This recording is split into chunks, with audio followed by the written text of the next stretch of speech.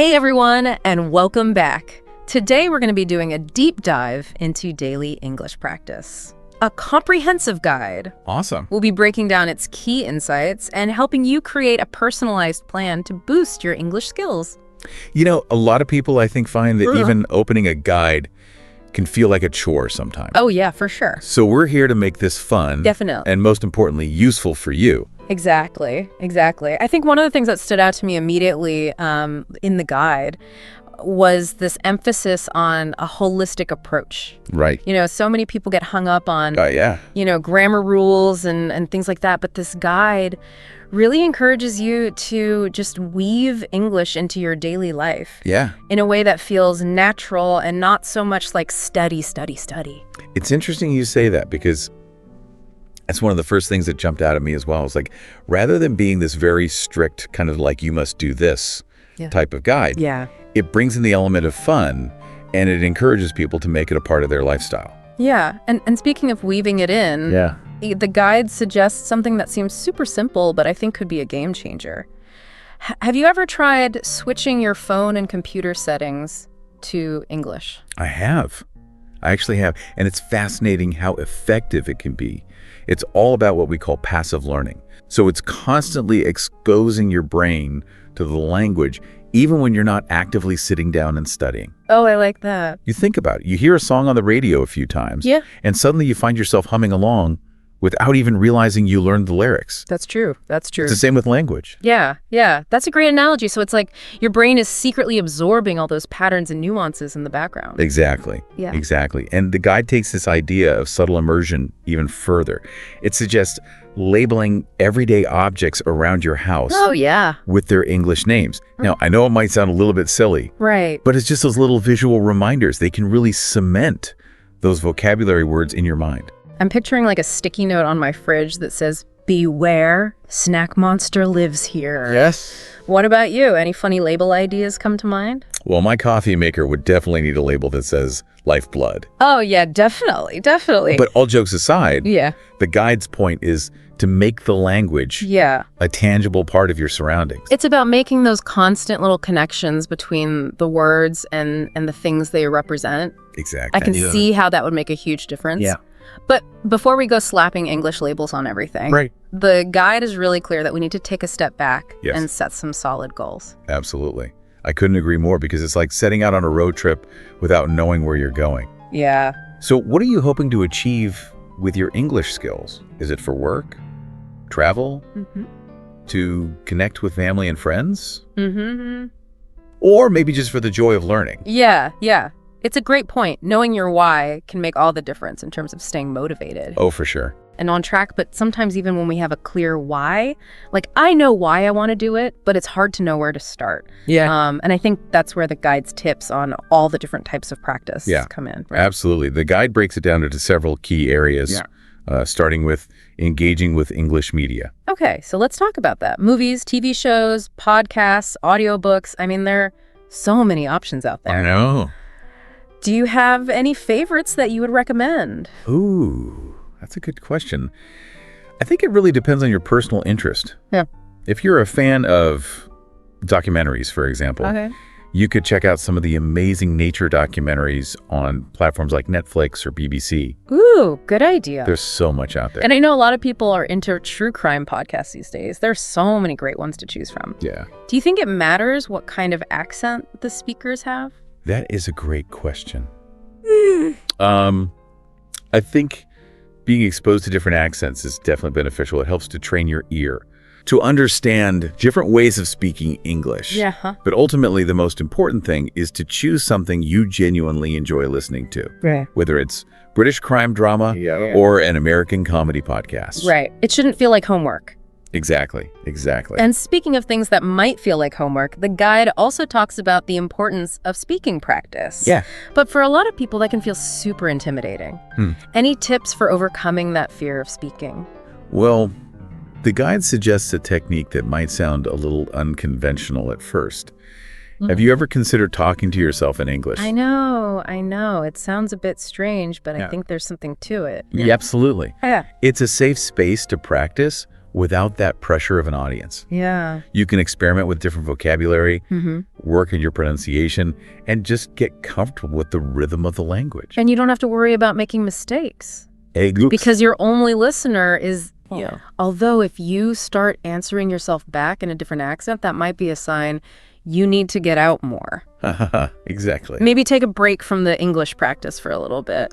But, even narrating your daily activities, like I'm making breakfast now, or I need to find my keys. Yeah. Those little things can make a difference. It's about getting those English words out of your head and into the real world in a way. Precisely. And if you are ready to venture beyond talking to yourself, the guide also suggests finding a language partner. Okay.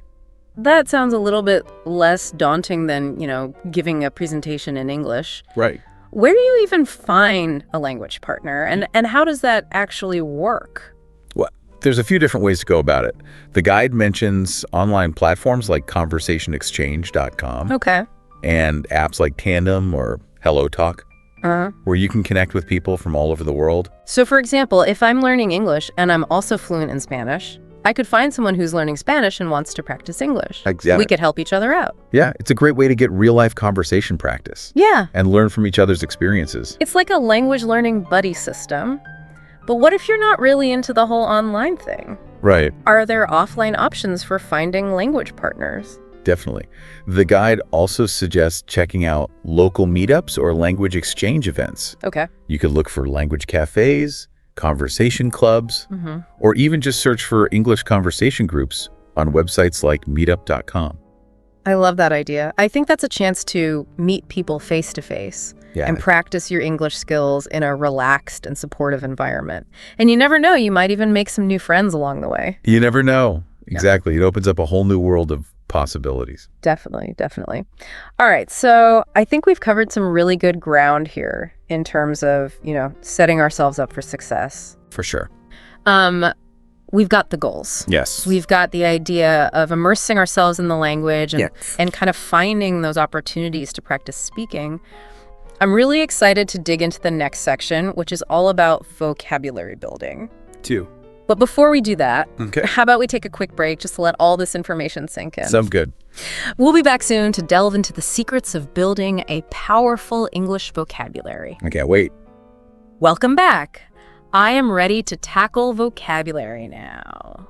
It just feels like such a key part of feeling confident in a new language, you know? Absolutely. It's like the building blocks, right? Yeah. And the guide really dives deep into this, offering both classic approaches and some maybe a little bit more unexpected. Okay, yeah. We all know about flashcards. Do you use those? I have tried them. I have to admit, I sometimes get a little bored just flipping through cards. I know they work for some people, but I'm always looking for ways to make it, more engaging. Right. What does the guide say about that? Well, it acknowledges that flashcards and apps like Quizlet can be helpful. Yeah. Especially for learning those initial words. But it really emphasizes that true fluency goes beyond simply recognizing words in isolation. So it's not enough to just memorize a list of words. Right. I guess that makes sense. Like, you could know a ton of words, but still not know how to actually use them. Exactly. In a real conversation. It's like having all the ingredients, but not knowing the recipe. Yeah, exactly. What I find really interesting is the guide's focus on understanding words in context. Right. It's about seeing how words work together, how they're used in different situations, and even how their meanings can shift depending on the surrounding words. So it's about moving beyond the dictionary definition and seeing how words behave in the wild. Precisely. And it suggests a few ways to do this. One is to create your own sentences with new words. Okay. Try to use them in a variety of ways. Another is to just pay attention to how words are used in the books or articles or podcasts that you're already enjoying. That sounds a lot more interesting than just memorizing definitions. I like that. Yeah. The guide also mentions something called collocations. Yes. I've heard of those, but I'm not totally clear on what they are or why they're so important. Can you kind of break that down for us? Of course. Collocations are basically words that tend to go together naturally. Okay. Like we say, make a decision, not do a decision. Right. Or catch a cold, not grab a cold. Okay. Yeah. They're these little pairings that native speakers just instinctively know. Yeah. And using them correctly can make your English sound much more natural and fluent. Oh, I see. It's like those unwritten rules of the language that you pick up through exposure and practice. Exactly. And the guide stresses that becoming aware of collocations can be a real game changer for your vocabulary development. Okay. It's not just about learning individual words. It's about understanding how they connect and interact with each other. So how can we train ourselves to notice and use collocations correctly? It's all about paying attention. As you read and listen to English, start noticing those common word pairings. You'll find them everywhere. Yeah. And the more you encounter them, the more natural they'll become in your own speaking and writing. Got it. It's like training your brain to recognize those patterns and then incorporating them into your own language. Exactly. This makes me think about something we touched on earlier. Active listening. It seems like that could be a really helpful skill for picking up on collocations too, right? Oh, you're absolutely right. Active listening is not just about understanding the words. It's about tuning into those subtle nuances of how words are used together. It's about becoming a language detective. Ooh, I like that analogy. So beyond just paying attention, what are some specific techniques that we can use to make our listening more active and effective? Well, the guy offers some really great advice here. One key tip is to minimize distractions. Oh, yeah. Good point. Put away your phone, turn off the TV, and really focus on what you're listening to. Right. Create that space. Exactly. Yeah. You'll be amazed how much more you absorb when you eliminate those external distractions. It's like creating a mental space where you can fully immerse yourself in the language. Exactly. Another tip is to take notes while you listen. Okay. It doesn't have to be anything fancy, Right. just jotting down keywords, phrases, or even questions that come up. This can really help you process the information and remember it better. It's almost like having a conversation with the material. Yeah. You're not just passively absorbing it, you're actively engaging with it. Precisely. And if you're listening to a podcast or audiobook, don't be afraid to pause and rewind if you need to catch something. The beauty of those formats is you can control the pace. Right. And go back as many times as you need to. Yeah. That's such a good point. I used to feel almost guilty rewinding, like I was somehow failing at listening. Oh, yeah. But it's really just about giving yourself the time and space to fully grasp what you're hearing. Absolutely. Yeah. And remember, active listening isn't just about comprehension. Right. It's also about noticing those subtle aspects of language, like collocations. Yeah. The more you expose yourself to authentic English, the more you'll internalize those patterns and nuances. Okay, so we've got active listening down, but what about reading? Yes. How can we make sure we're getting the most out of our reading practice? That's another area where the guide offers some great insights. Okay. It encourages us to go beyond simply reading for pleasure, which is definitely important too. Yeah, of course. But it suggests approaching reading as a way to actively expand your vocabulary and deepen your understanding of grammar and sentence structure. So it's about reading with a purpose, not just to pass the time or get lost in a story. Exactly. And the guide offers a few techniques to make your reading more active and purposeful. Okay, like what? One is to preview the text before you start reading. Okay. Look at the title, Yeah. headings, subheadings, anything that gives you clues about the topic and the main ideas. So it's like creating a mental map of where the text is going to take you. Right. Then as you read, ask yourself questions about the text. Okay. What's the author's main point?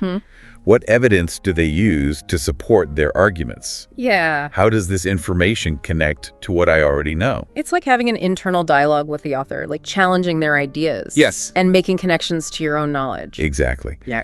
And finally, after you finish reading, take a few minutes to summarize what you've learned. Okay. You could do this mentally. Yeah. Or even better, write down a brief summary in your own words. This helps you solidify your understanding. Right. And identify any areas where you might need to go back and reread. It's about making those ideas stick. And speaking of making things stick, the guide also emphasizes the importance of keeping a vocabulary journal. Have you ever tried that? I have, and I think it can be a really helpful tool. Yeah. It's not just about writing down definitions. It's about creating your own personal dictionary. Okay. Where you can record new words, Yeah. example sentences, collocations, even little sketches or diagrams Oh, wow. that help you remember the meanings. It's like a visual representation of your expanding vocabulary. Exactly. But let's be honest, even with all the best techniques, building vocabulary takes time and effort. What does the guide say about staying motivated when those words just don't seem to be sticking? Well, the guide offers a few strategies for those moments when you feel like giving up. Okay. One is to set realistic goals. Yeah. Don't try to learn 100 new words a day. Right. Start small, maybe 5 or 10 words, and gradually increase the number as you feel more comfortable. It's about building that vocabulary muscle gradually, rather than trying to do a mental marathon right out of the gate. Exactly. And another key tip is to review those words regularly. Okay. Repetition is key when it comes to learning anything new. Yeah. And vocabulary is no exception.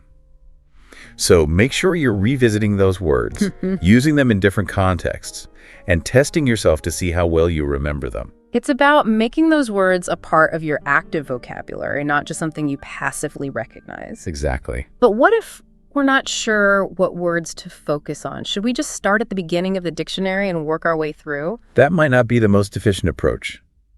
The guide encourages us to be strategic about our vocabulary choices. Okay. Think about your goals. What do you want to be able to talk about in English? What topics are you most interested in? Right. Focus on words that are relevant to your interests and goals. That makes a lot of sense. So if I'm, passionate about cooking, I should prioritize learning words related to food. Recipes, ingredients, cooking techniques. Exactly. And don't be afraid to personalize your learning journey. Yeah. Choose resources that you find interesting and engaging, whether it's a cookbook, a food blog, or even a YouTube channel dedicated to your favorite cuisine. It's all about making learning fun and relevant to your life. Okay, so we've got some solid strategies for building vocabulary, but let's be real, sometimes even the most motivated language learners kind of hit a wall. Yeah. What does the guide say about pushing through those moments of frustration and staying on track? The guide emphasizes the importance of finding your why. That deep-seated reason that's driving you to learn English. Right. When you connect with your why, it can fuel your motivation. Yeah. And help you push through those challenging times. It's like remembering the bigger picture and why this journey is important to you. Exactly. Yeah. And don't forget to celebrate those milestones along the way. Oh, yeah. Good point.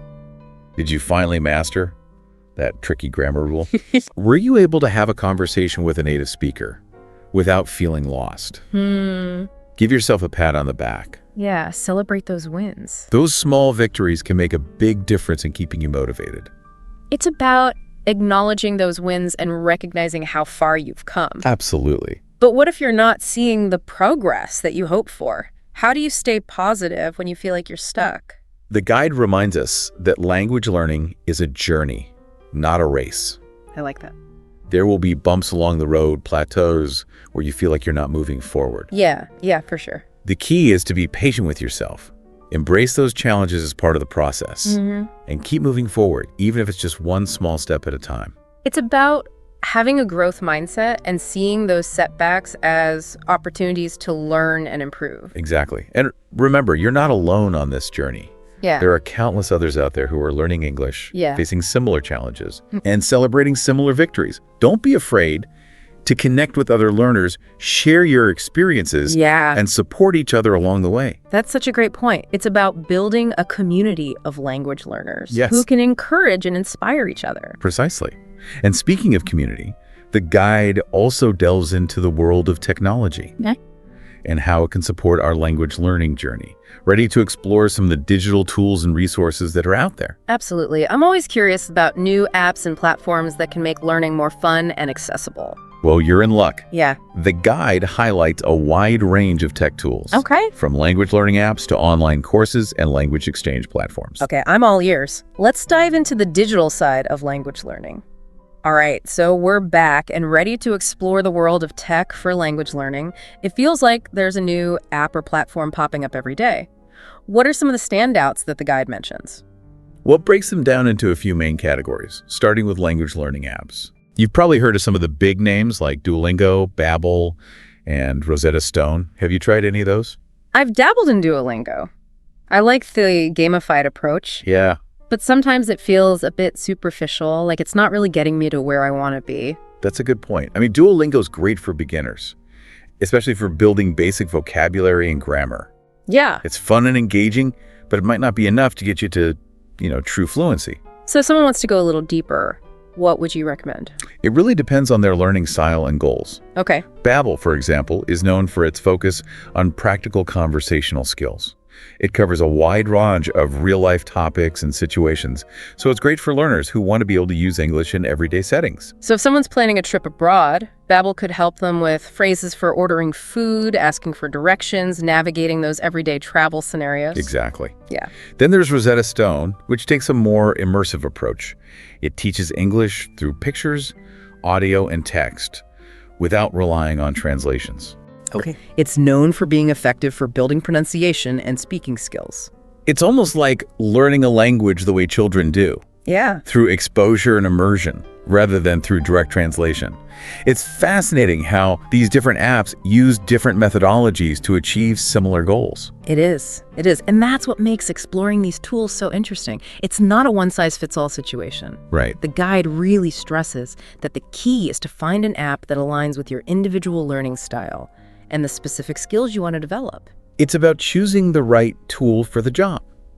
But apps are just one piece of the tech puzzle, right? Yeah. What about online courses? Are we talking about those massive open online courses like the ones on Coursera or Udemy? Those are definitely part of the landscape. The guide highlights platforms like those which offer a huge variety of courses, from grammar and vocabulary to business English and exam preparation. Wow. They can be a great way to deepen your knowledge in a specific area. Okay. Or to work towards a particular certification. So if someone wants to improve their English for a specific career field, like healthcare or technology, they could find a specialized course that caters to their needs. Exactly.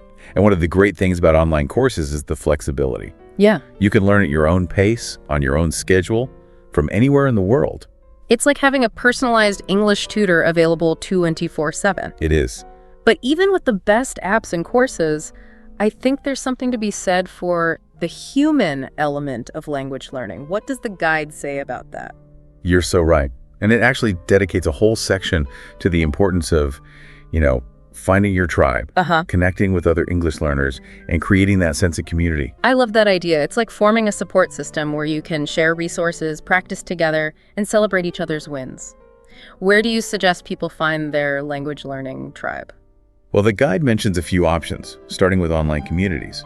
Reddit, for example, has tons of subreddits dedicated to language learning, like English learning or language exchange. Oh. These online forums can be great places to ask questions, get advice, and connect with people from all over the world. It's amazing how technology can bring people together who share a common passion for language learning. It really is. It really is. And if you prefer face-to-face interaction, are there offline options too? Definitely. The guide also suggests checking out those local meetups or language exchange events. You could look for language cafes, conversation clubs, or even just search for English conversation groups on websites like meetup.com. I can imagine those meetups being a lot of fun. It's a chance to practice your English skills in a relaxed and supportive environment, and who knows, you might even make some new friends along the way. Exactly. It's about creating that social aspect to your language learning journey and making it more enjoyable and engaging. Well, we've covered a lot of ground today. We've explored the core principles of daily English practice, delved into specific techniques for improving our skills, and even ventured into the world of technology and community building. But before we wrap up, I'd love to hear your thoughts on something that I think a lot of listeners struggle with, and that's motivation. How do we keep the momentum going and make language learning a sustainable part of our lives? That's such a great question, and it's something that the guide addresses directly. One of the key takeaways is that consistency is key. It's much more effective to practice for a short time each day than to try to cram everything into one long study session once a week. So it's about finding those little pockets of time in our day where we can weave in some English practice, whether it's listening to a podcast during our commute or reading an article before bed. Exactly. And it's also about setting realistic goals and celebrating those small wins along the way. Don't get discouraged if you don't see results overnight. Language learning is a journey, and it takes time, effort, and patience. It's about focusing on progress, not perfection. Precisely. And remember, you're not alone on this journey. There are countless others out there who are learning English, facing similar challenges, and celebrating similar victories. Don't be afraid to connect with other learners, share your experiences, and support each other along the way. Absolutely. We're all in this together. Well, this has been a fantastic deep dive. I feel like we've really uncovered some amazing strategies and insights from daily English practice, a comprehensive guide that our listeners can start using right away. I agree. I think there's something in here for everyone. Definitely. And to all our listeners out there, keep practicing, stay curious, and most importantly, have fun on your language learning adventure. We'll see you next time for another deep dive. Welcome to our deep dive all about mastering English grammar. It's funny, we spend years learning this stuff, but even the most experienced writers and speakers, we can still trip up on some of the finer points. Today we're going through a learner's guide that really breaks down some of the most common mistakes in English grammar. Think of this deep dive as like a cheat sheet to help you avoid those pitfalls so you can write with more confidence. Whether you're sending a professional email or you're trying to, impress your friends on social media. What I found fascinating was that even native speakers make these mistakes. Well, that's because grammar is a living, breathing thing. It changes over time, and there are always exceptions to the rules. But if you can understand the fundamentals, it can make a real difference. Absolutely. So let's just jump right in. Let's start with the core of any good sentence, subject-verb agreement. And the guide highlights this as a really frequent area where people struggle. Yeah, and for a good reason. Think about it. You're applying for a job, or maybe you're sending an important report. You want to sound, intelligent. You want your writing to be clear. And even a simple subject-verb disagreement can make a sentence sound very unprofessional and just jarring. Yeah. The guide uses the example, "My brother loved pizza." Ouch. I can hear those grammar alarms going off in my head. Right. It should be, "My brother loves pizza." The verb has to agree with the subject in number. It sounds very straightforward, but it's actually one of those mistakes that can easily slip by if you're not paying close attention. Okay, speaking of making a good impression, let's go from subject-verb agreement to something that can really trip people up, apostrophes, especially when it comes to possession versus contraction. Yeah, this is a classic grammar conundrum. And our source, it really focuses on its versus its, which I think causes a lot of confusion. Yeah, the guide gives a great example. The cat lost its collar, not its collar. So it seems simple enough when you see it written out like that. But I can see how those two little letters, they can cause major headaches. Yeah, one way to remember the difference is to just ask yourself, can I replace this with it is or it has? If you can, then use its for the contraction. But if you can't, then it's its to show possession. That's a great tip.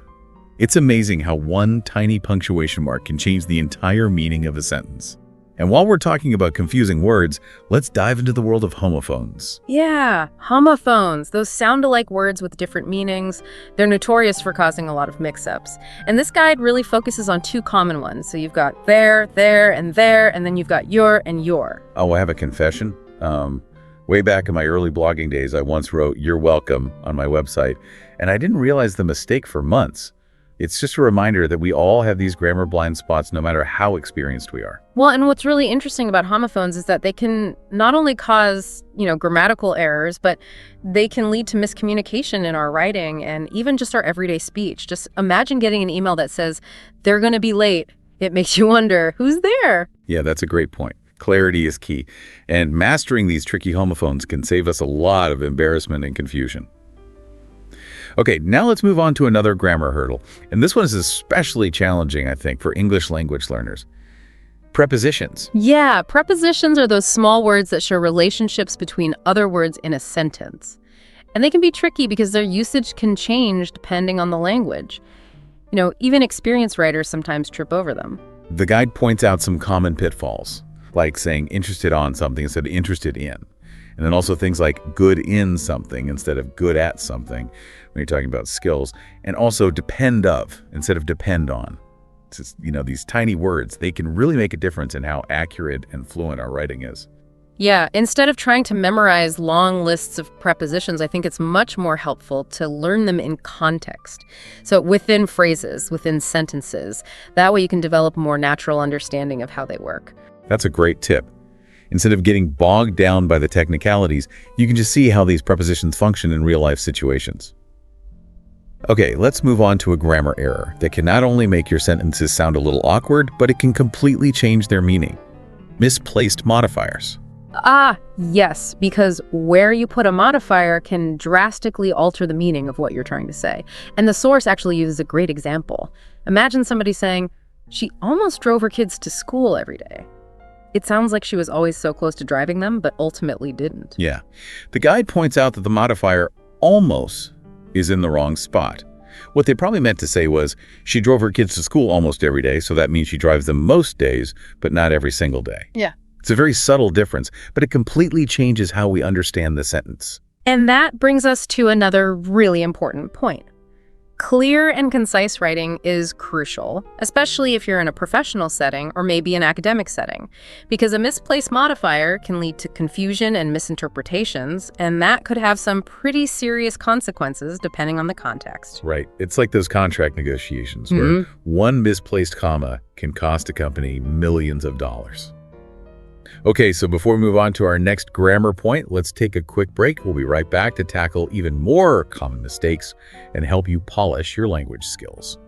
Welcome back. Are you ready to tackle some more grammar gremlins? I am. Yeah, I feel re-energized and ready to dive back in. What have we got next on our grammar hit list? Well, let's talk about a couple of sentence structuring, like saboteurs. We've got the run-on sentence and then the sentence fragment. The guide uses a great example for the run-on. It's, I went to the store, I bought apples. It's just like a sentence that can't catch its breath. Right. The guide says you can fix this with a comma and a conjunction, like, I went to the store and I bought apples. I think it's interesting that sometimes a run-on sentence can actually work, stylistically, like maybe in creative writing or in poetry, where you want to, convey that sense of urgency or that breathlessness. That's a really good point. Context is everything when it comes to grammar. But in formal writing, it's generally best to avoid those run-on sentences, just to make sure that everything is clear. Now, on the flip side, we have the sentence fragment, and that's kind of like a sentence that's missing a key component. So the guide's example is, because I was late. It just leaves you hanging, doesn't it? Like it needs a complete thought. Yeah, because I was late, I missed the meeting. Would give that fragment the closure it needs. The guide suggests reading your sentences aloud to kind of check for those natural pauses and flow. It's such a simple strategy, but I think it can be super effective in catching those sentence structure issues. Speaking of flow, let's talk about verb tenses. Because those are essential for telling stories or just describing events accurately, conveying the timing of those events. The guide has an example. Yesterday, I went to the mall. Not yesterday, I go to the mall. And I know it sounds really obvious, but verb tenses, they can be a source of confusion for even really experienced writers. Yeah, it's kind of like in those time travel movies, where one tiny change in the past can have huge consequences in the future. Choosing the wrong verb tense can really change the meaning of a sentence, and it can kind of create a narrative mess. Yeah, exactly. And one tip that I find really helpful, and the guide mentions this too, is to pay attention to time expressions. So words like yesterday, last week, next year, those words can act like signposts that tell you which verb tense you should be using. Oh, I love that analogy. Okay, now let's talk about a grammar no-no, and I'm sure we've all heard this or even said it at some point. Double negatives. The guide's example is, I don't know nothing about it. And it sounds so wrong, doesn't it? It does. And while double negatives, they can be used for a certain stylistic effect, maybe in informal speech or even in some dialects in formal writing, they're just considered incorrect because it creates redundancy and it can actually cloud the meaning of what you're trying to say. Yeah. The guide points out that the correct way to say that is, I don't know anything about it. So it's just a good reminder to choose our words carefully and avoid those unnecessary negations. Speaking of choosing your words carefully, let's talk about much versus many, because I know that can cause some confusion. And the guide really emphasizes that much is used with uncountable nouns, so things like much water or much time. But many is for countable nouns, so you would say many books, many people. Oh, I remember using much incorrectly in an email to a client once. I'm not going to repeat the exact phrase, but let's just say it made for a pretty awkward moment. It was a valuable lesson in paying attention to those subtle distinctions in grammar. It really is, because those little details, they can make a big difference in how people perceive your writing. Now, let's switch gears a bit and talk about something that can feel like a puzzle sometimes: word order in questions. And the guide emphasizes that questions in English, they have a specific structure, and if you get it wrong, well, it can be very confusing. The guide gives this formula: question word plus auxiliary verb plus subject plus main verb. For example, where are you going? Not where you are going. It seems pretty straightforward, but I can see how word order in questions could be tricky. if you're learning English. Well, absolutely. And what I think is so fascinating is that the word order in questions, it can actually vary a lot from one language to another. So that tip that the guide mentions about practicing asking questions out loud, I think that's really valuable, so that you can really internalize that correct structure and just get more comfortable with the flow of those questions. Yeah, speaking of practice, let's move on to a grammar topic that trips up a lot of writers, even those who, consider themselves pretty good at grammar. And that's the comma splice. The comma splice. That's when you have two independent clauses, basically two complete sentences, and they're just joined together with a comma. It's grammatically incorrect, and it can make things difficult to read. It's kind of like, imagine if you had two really strong magnets and you were trying to stick them together with like a piece of tape. Yeah, that's not going to hold. They need a stronger bond. Yeah. So the guide suggests using things like a semicolon, or maybe a conjunction, or just making those into separate sentences altogether. Exactly. Because mastering punctuation, it really is key for creating clear and easy to read writing. It's about guiding the reader through your ideas smoothly. Okay, now let's talk about something that I know a lot of writers struggle with, including myself, and that is pronoun agreement. It's one of those grammar rules that seems so simple, but it can be surprisingly difficult in practice. Pronoun agreement, you're right. It's all about making sure that your pronouns match their antecedents. So that's the nouns that they refer to in number and in gender. It's really fundamental for grammatical accuracy. The guide reminds us that if you're talking about a singular noun, like a student, you need to use singular pronouns. So he, she, or they. A student forgot his or her book, or a student forgot their book, using the singular they. And that actually brings up an interesting point about language changing, because the singular they has become much more accepted as a way to be gender neutral, which I think really reflects a growing awareness of inclusivity in our language. Yeah, it is fascinating how grammar can adapt to those changes in society. Okay, let's move on to another grammar gremlin that can make sentences sound a little awkward and confusing, and that's the dangling modifier. The dangling modifier. So that's when a word or a phrase doesn't really have a clear connection to the word it's supposed to be modifying. It's kind of like a modifier that's lost and it doesn't know where to go. So, for example, think about the sentence, walking down the street, the trees swayed in the breeze. It sounds like the trees are doing the walking. Yeah. So the guide points out that that modifier, walking down the street, needs to be attached to the person or thing that's actually doing the walking. So you could say, walking down the street, I noticed the trees swaying in the breeze. Exactly. It's just making sure that those modifiers have a clear target. Speaking of clear targets, let's talk about a grammar concept that can really elevate your writing and make it more sophisticated. And that's parallel structure. Yes, parallel structure, or sometimes called parallelism. That's when you use the same grammatical structure to express a series of related ideas. It just creates this sense of balance and rhythm in your writing, so it's easier for people to follow along. Think of it as like creating a pattern with words, a visually appealing pattern. Yeah. The guide doesn't go into detail about parallel structure, but let's just give an example. How about this? She loves to sing, dancing, and to play the piano. Something feels a little off about that, doesn't it? It does, because it's lacking that parallel structure. So to make it parallel, we would say she loves to sing, to dance, and to play the piano. Or we could also say she loves singing, dancing, and playing the piano. Oh, yeah, I see what you mean. It's about keeping that grammatical consistency throughout the list.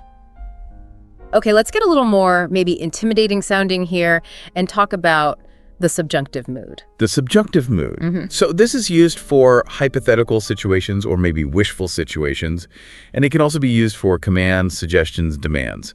It's basically indicating that something isn't necessarily fact, but it's a possibility or a desired outcome. It adds a little bit of complexity to your writing. Yeah, the example that always comes to mind for me is, if I were you, which is, a hypothetical situation, not a factual one.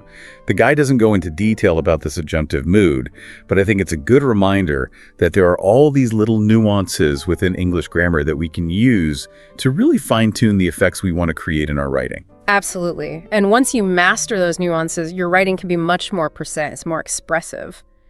Okay, now let's talk about a pair of words that I think trips up a lot of people, even native speakers, and that's who versus whom. I'll admit, I still have to pause and think about this one sometimes. Me too. So the guide doesn't specifically address who and whom, but I remember learning this trick. Who is used when it's the subject of a verb, and whom is used when it's the object of a verb or a preposition. That's a great way to remember it. Or you can think of it like this. If you can replace the word with he or she, then use who. But if you can replace it with him or her, then use whom. Okay, so let's try that out. Who wrote the letter? Who is the subject of the verb wrote? So that's correct. Exactly. Now, what about this one? To whom did you give the book? Okay, so whom is the object of the preposition to. So that's also correct. I feel like I'm a grammar detective now, solving all these linguistic mysteries. And speaking of mysteries, let's talk about the split infinitive. Oh, the split infinitive. That's a grammar rule that always sparks a lot of debate. Some people absolutely hate split infinitives, but others think they're totally fine, especially in, modern English.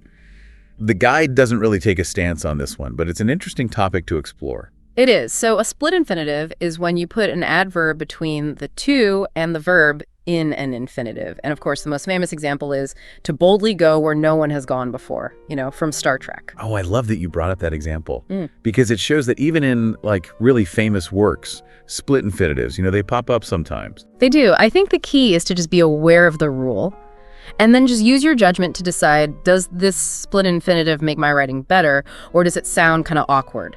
If it sounds clunky, it's probably better to rephrase it.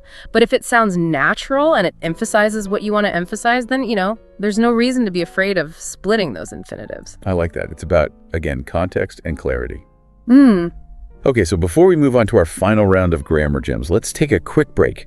We'll be right back to wrap up our deep dive into the world of English grammar. Welcome back to our deep dive. We're ready to conquer these last few grammar hurdles. I know, I'm feeling like a grammar ninja, ready to take on any linguistic challenge that comes my way. So what do we have up next? Let's talk about a pair of words that are famous for causing confusion, affect versus effect.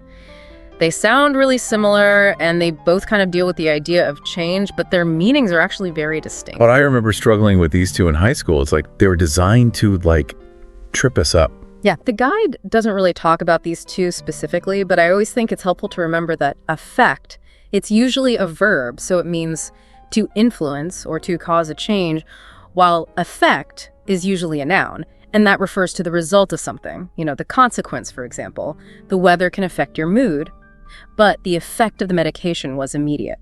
Yeah, that makes sense. It's all about whether the word is describing an action or a result. And actually, I remember learning this mnemonic device that helped me keep these two straight. It's Raven. Remember, affect is a verb, effect is a noun. I love that those mnemonic devices, they can really be helpful sometimes. Okay, so let's move on now to a grammatical error that can really make your writing sound clunky and unclear, faulty parallelism. And that happens when the elements in a sentence that should be grammatically similar aren't presented in a consistent form. It's kind of like trying to build a house with a bunch of mismatched bricks. Yeah. It just doesn't look quite right. It doesn't really function very well. That's a great analogy. Imagine someone saying, she enjoys hiking, swimming, and to read books. So you've got that infinitive to read books. It just disrupts the flow of the sentence because it's not parallel with hiking and swimming, which are gerunds. Yeah, the guide doesn't have an example specifically about faulty parallelism, but it emphasizes, keeping that grammatical consistency for clarity and just having more elegant writing. So to fix that sentence, we could either make them all gerunds, like she enjoys hiking, swimming, and reading books, or we could make them all infinitives. She enjoys to hike, to swim, and to read books. Exactly. And now let's dive into those sometimes really contentious waters of the Oxford comma. The Oxford comma, that tiny little punctuation mark that can cause so many heated arguments amongst grammar enthusiasts. I've definitely heard strong arguments for and against it. Yeah. But I'd have to say, I'm a fan of the Oxford comma, just for the sake of clarity. The guide doesn't really go into this whole debate, but I'm curious, what's your take on it? Well, some style guides say it's optional, but I really think it's so valuable for preventing ambiguity, especially when you have a complex list. For example, take the sentence, I invited my parents, Batman, and Robin. So without the Oxford comma, it really sounds like Batman and Robin are your parents. That would be an interesting family dynamic. It would, but if you add that Oxford comma, I invited my parents, Batman and Robin, it just clarifies everything and it just helps avoid those potential misunderstandings. It's amazing how such a tiny little punctuation mark can have such a big impact. I totally agree. Okay, so let's move on now and talk about something that's really essential for clear and concise writing, active voice versus passive voice. The guide doesn't really go into a ton of detail about this, but I know that in general, active voice is usually the preferred choice. That's a good rule of thumb. So in active voice, the subject of the sentence is the one performing the action, while in passive voice, the subject is the one being acted upon. So for example, the dog chased the cat. that's active, but the cat was chased by the dog, is passive. So you can see that active voice tends to be much more direct, more concise, more engaging. It puts the focus on the one who's doing the action, and it creates the sense of momentum. It's kind of like the difference between, like, watching something happen live versus just hearing about it later. Active voice just puts you right there in the action, and while the guide doesn't provide specific examples, it emphasizes the importance of choosing the right voice for your message to really make an impact. Exactly. And while passive voice definitely has its place, like in scientific writing or maybe when the actor is unknown or not important in general, active voice is just better for clarity. Now, let's talk about another pair of words that often cause confusion. Less versus fewer. I feel like I learned a rule about this, but I still sometimes get tripped up. Well, the rule is actually really simple. Less is used with uncountable nouns, and fewer is used with countable nouns. Think of it this way. If you can count the things one by one, you use fewer. But if you can't, you use less. So fewer cookies, but less sugar. Exactly, you got it.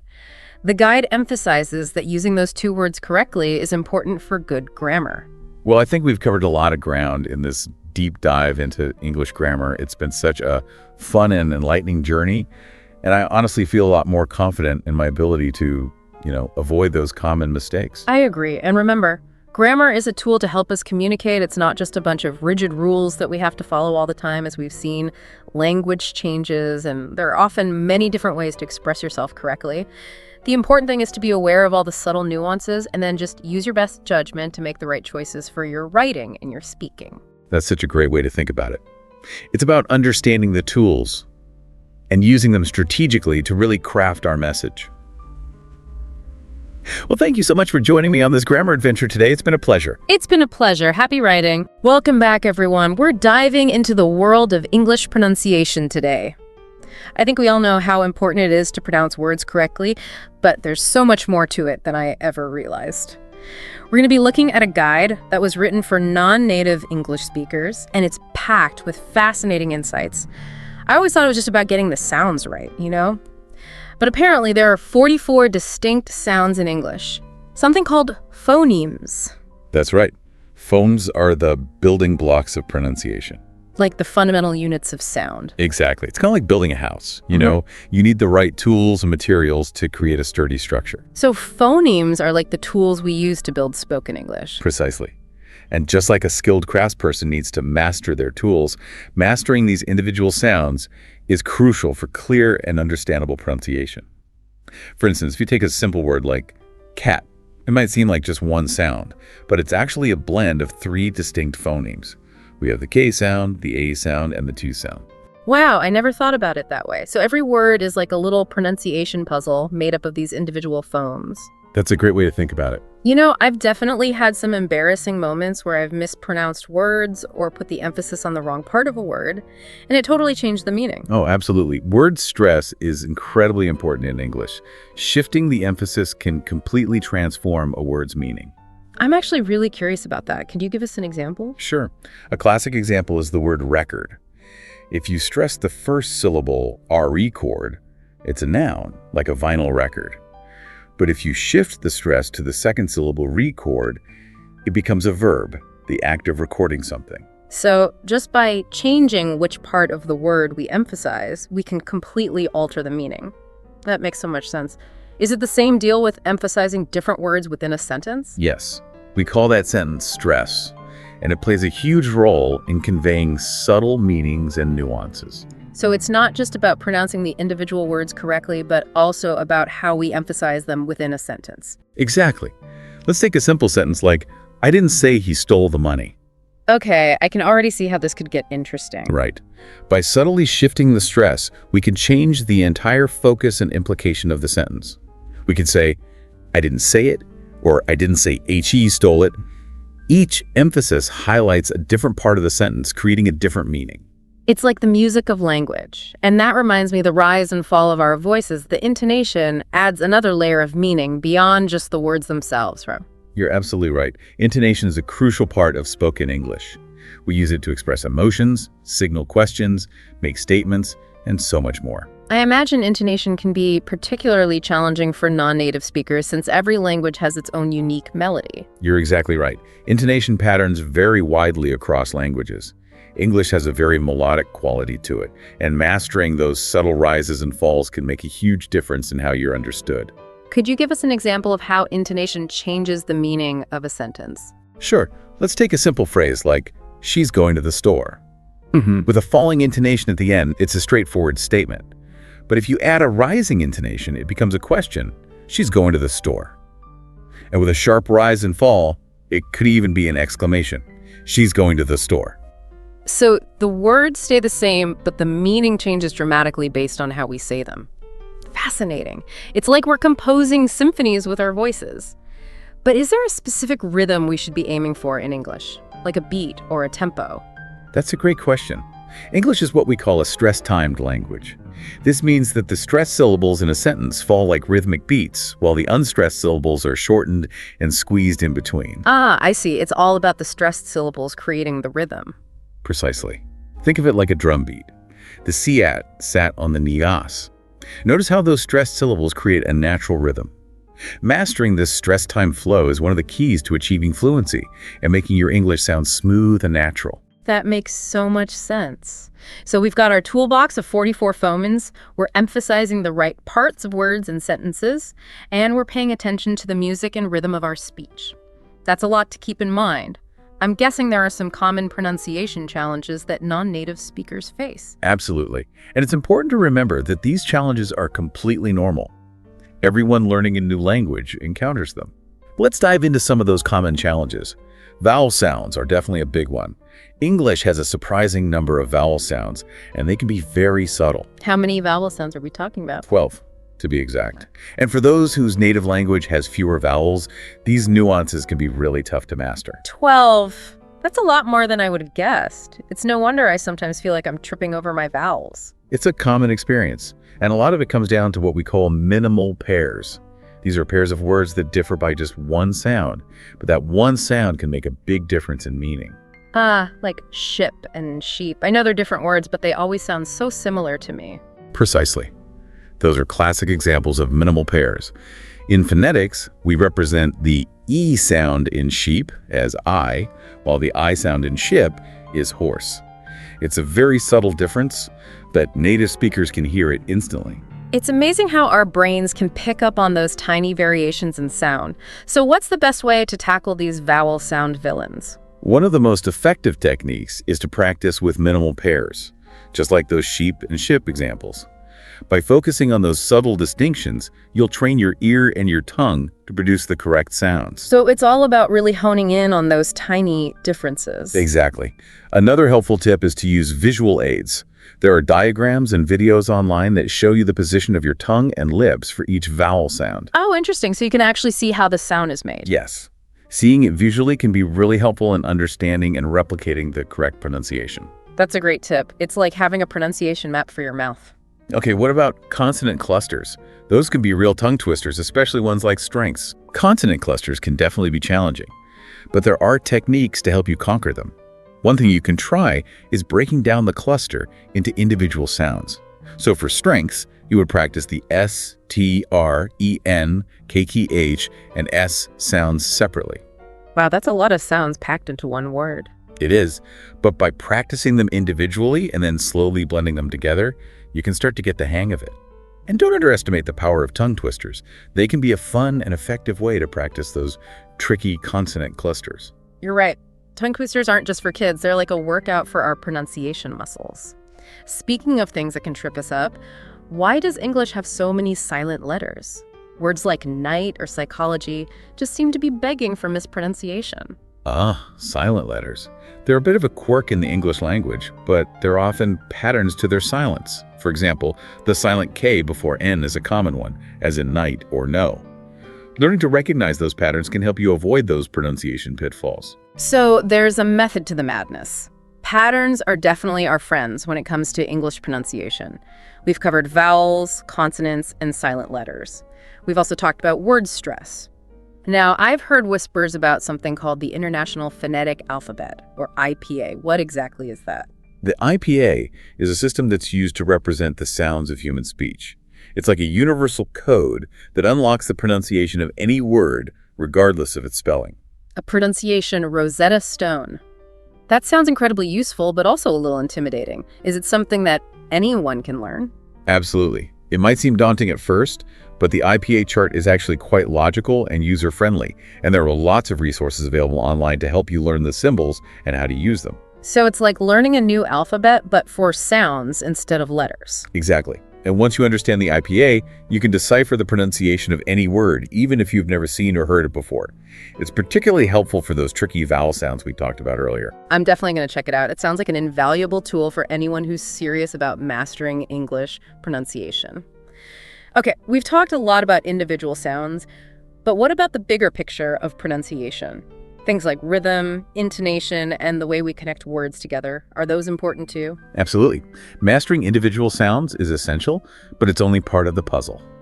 To truly sound natural and fluent, you need to pay attention to the overall flow and musicality of spoken English. So it's like learning to play a musical instrument. You need to master the individual notes, but you also need to understand rhythm, timing, and how to create a melody. That's a fantastic analogy. In English, we use things like stress, intonation, and linking to create that musicality. Remember how we talked about English being a stress-timed language? That means that the stressed syllables in a sentence fall like rhythmic beats, while the unstressed syllables are shortened and squeezed in between. Right, like that sat not the met example. Exactly. Mastering that stress-timed rhythm is key to sounding fluent and natural. And then there's intonation, the way our voices rise and fall, which adds another layer of meaning to our speech. It helps us convey emotions, signal questions, and make our conversations more dynamic. So it's not just about what we say, but how we say it. Precisely. And finally, there's linking, which is the way we connect words together in spoken English. Native speakers tend to blend words together, especially in casual conversation. For example, I want to go often becomes, I want to go. Oh, I do that all the time. I never even realized it was a thing. It's a natural part of spoken English, but it can be confusing for non-native speakers who are used to pronouncing each word separately. The key is to listen for those linking patterns in natural speech and try to incorporate them into your own speaking. So mastering pronunciation is about more than just individual sounds. It's about understanding the rhythm, the melody, and the flow of spoken English. Exactly. It's about bringing all of those elements together to create clear, confident, and engaging communication. It's mind-blowing how much goes into sounding natural in English, you know? We've covered so much today, like all those foams and minimal pairs and those tricky consonant clusters. We even talked about the IPA. It's been quite a journey. But remember, this is just the beginning. The key is to take all this and actually use it. Right. So where do we go from here? How do we actually improve our pronunciation? Well, we talked about mimicking native speakers. That's always a good starting point. Yeah. But remember, it's not about erasing your accent. Yeah, I think accents are really cool. They add so much personality. Absolutely. It's more about focusing on specific elements that will make your English clearer.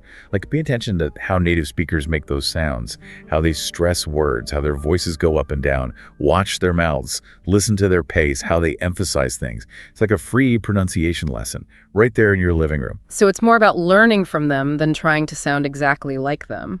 Makes sense. And those tongue twisters, those are for everyone, right? Not just kids. Tongue twisters are fantastic no matter how old you are. They help you get better control over your tongue, your lips, how you breathe, all super important for speaking clearly.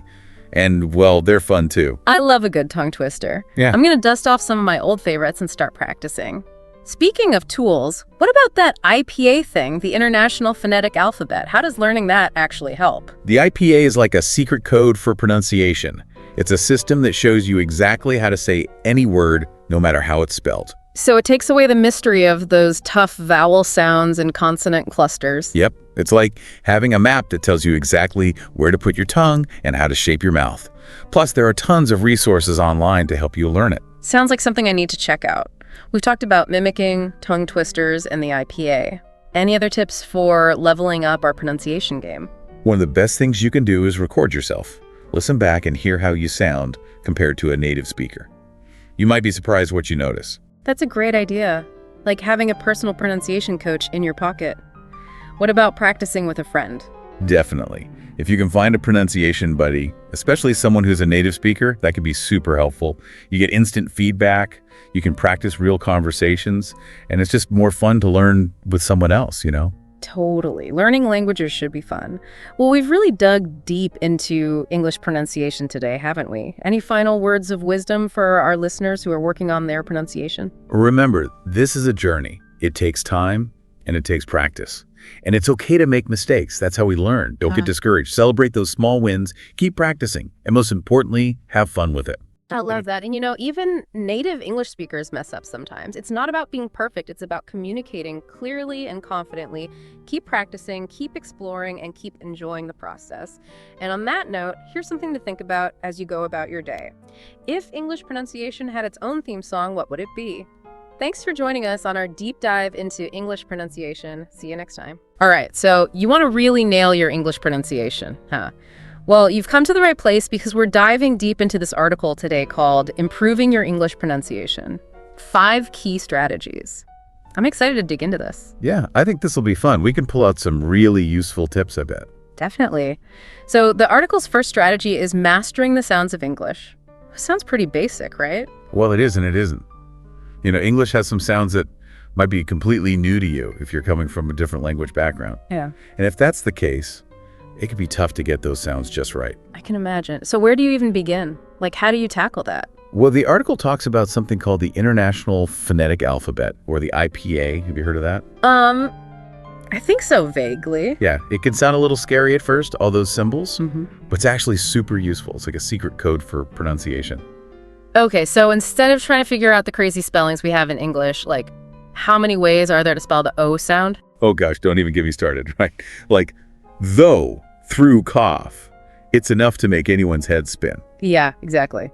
So the IPA just gives you one symbol for each sound, so you can look at it and know exactly how to say it. Right. And one example they give is the th sounds, like the word think.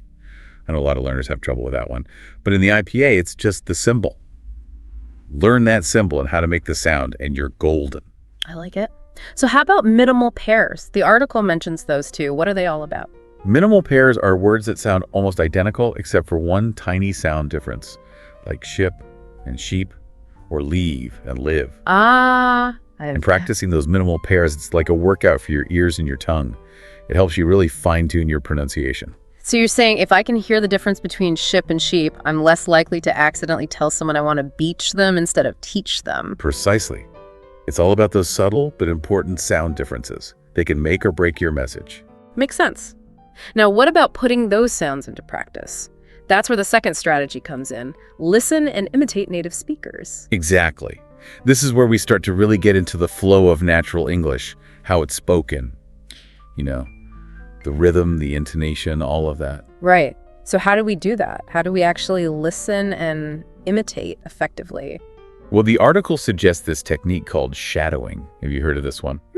I think I've heard of it, but I'm not sure I've ever tried it. It's basically listening to a native speaker and trying to repeat what they're saying as closely as possible, like you're their shadow, almost mimicking everything they do, the tone, the pauses, even the little breaths. I tried something like that once with a podcast. It was kind of funny, actually. I was repeating all these dramatic pauses, and I felt like I was in a play. That's the spirit. You got it. It might feel silly at first. Yeah. But the more you do it, the more natural it starts to feel. You're basically training your ear and your mouth to reproduce those sounds and rhythms without even thinking about it. So it's like learning a dance move. You watch someone else do it, and then you try to copy them. Exactly. You're not just learning individual sounds. You're absorbing the whole feel of the language, how it moves, how it breathes. So where's a good place for our listeners to start with this shadowing technique? Podcasts are great, and audiobooks, especially if you find topics you're really into. That way you can focus on the language and how it flows. Oh, and music too. Don't forget about music. I bet singing along to songs has helped a lot of people with their pronunciation without even realizing it. It definitely has. And it's fun too. It's like shadowing a singer. You're picking up on those subtle nuances of pronunciation and rhythm just by singing along. Cool. So we've got the sounds themselves, and we've got this idea of rhythm and flow. What else is there? Well, the next strategy the article talks about is word stress and sentence rhythm. And I have to say this one is often overlooked. Word stress and sentence rhythm. Huh. I'll be honest, I never really thought about that much. I think a lot of people don't. But it's so important in English. You see, English is what we call a stress-timed language, meaning we put emphasis on certain syllables in a word and certain words in a sentence. And the placement of that stress it can totally change the meaning of what you're saying. Really? Give me an example. Okay, so think about the word record. If you stress the first syllable record, it's a noun, like a vinyl record, right?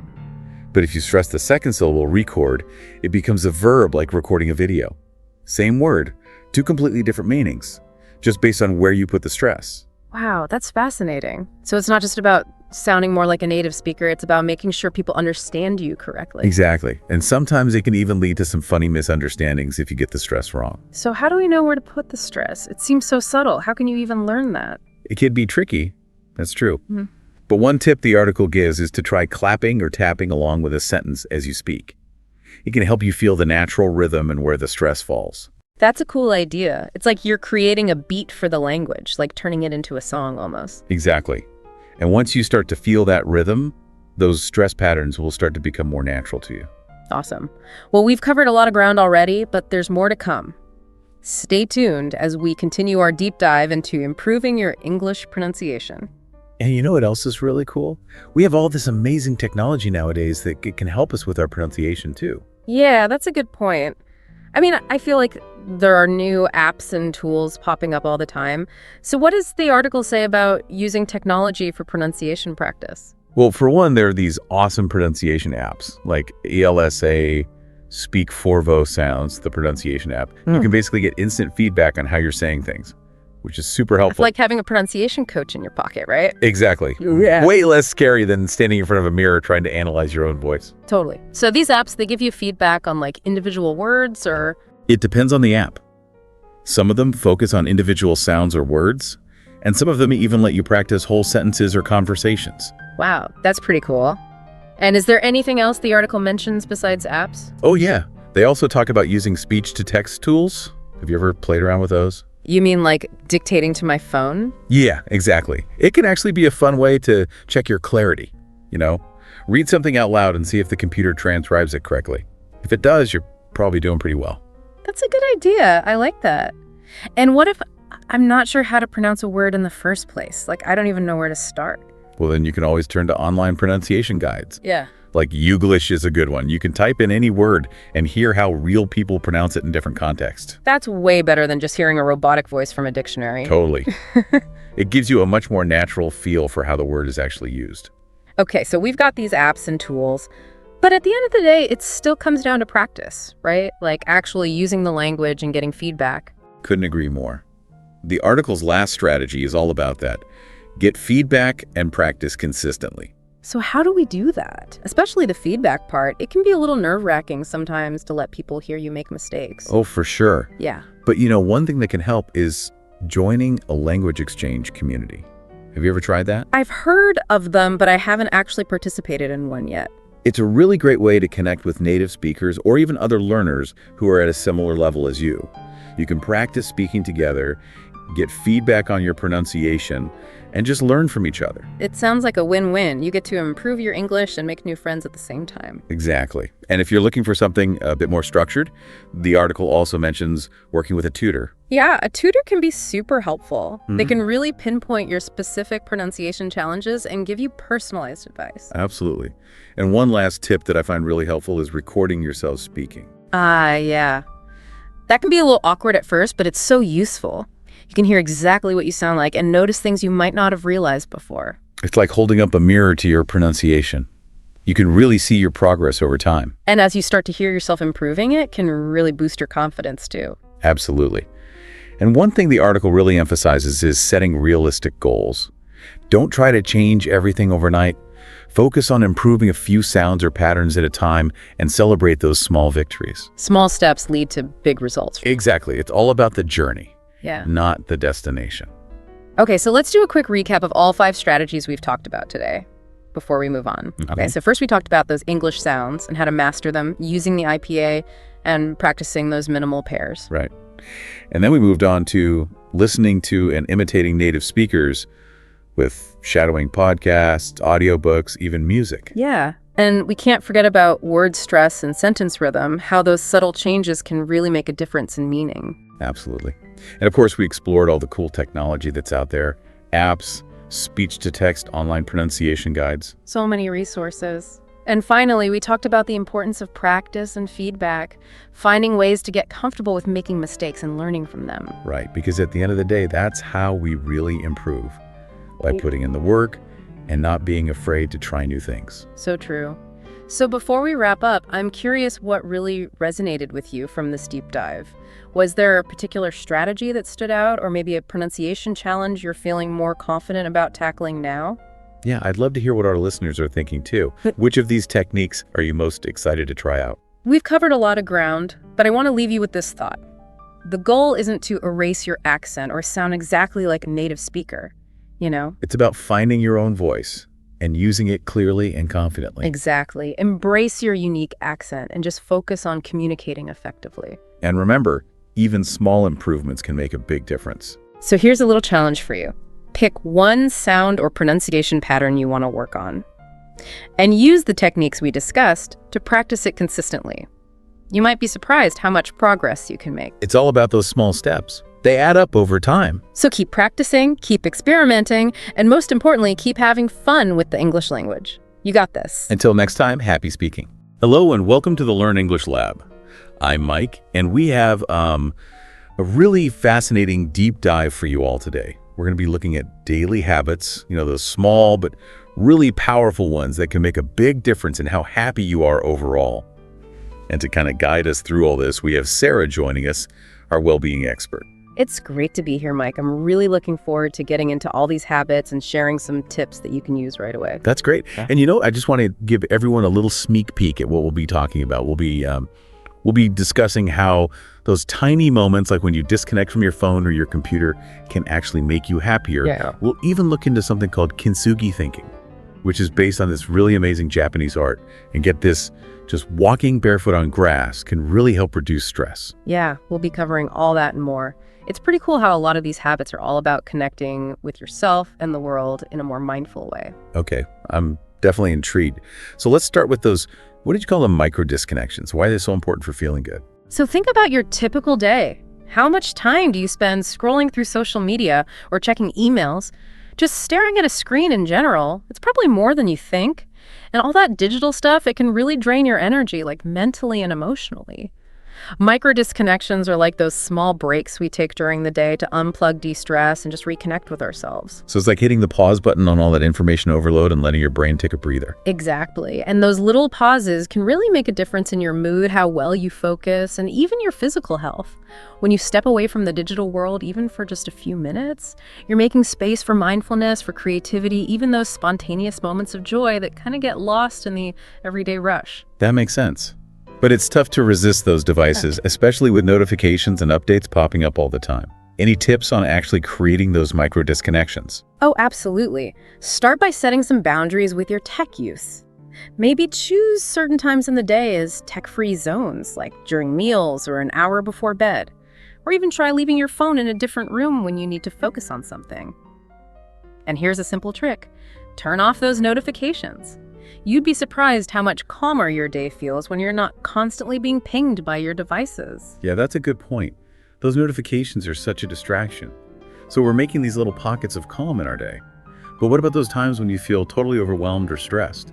How can we change our mindset to feel more positive? That's where kintsugi thinking comes in.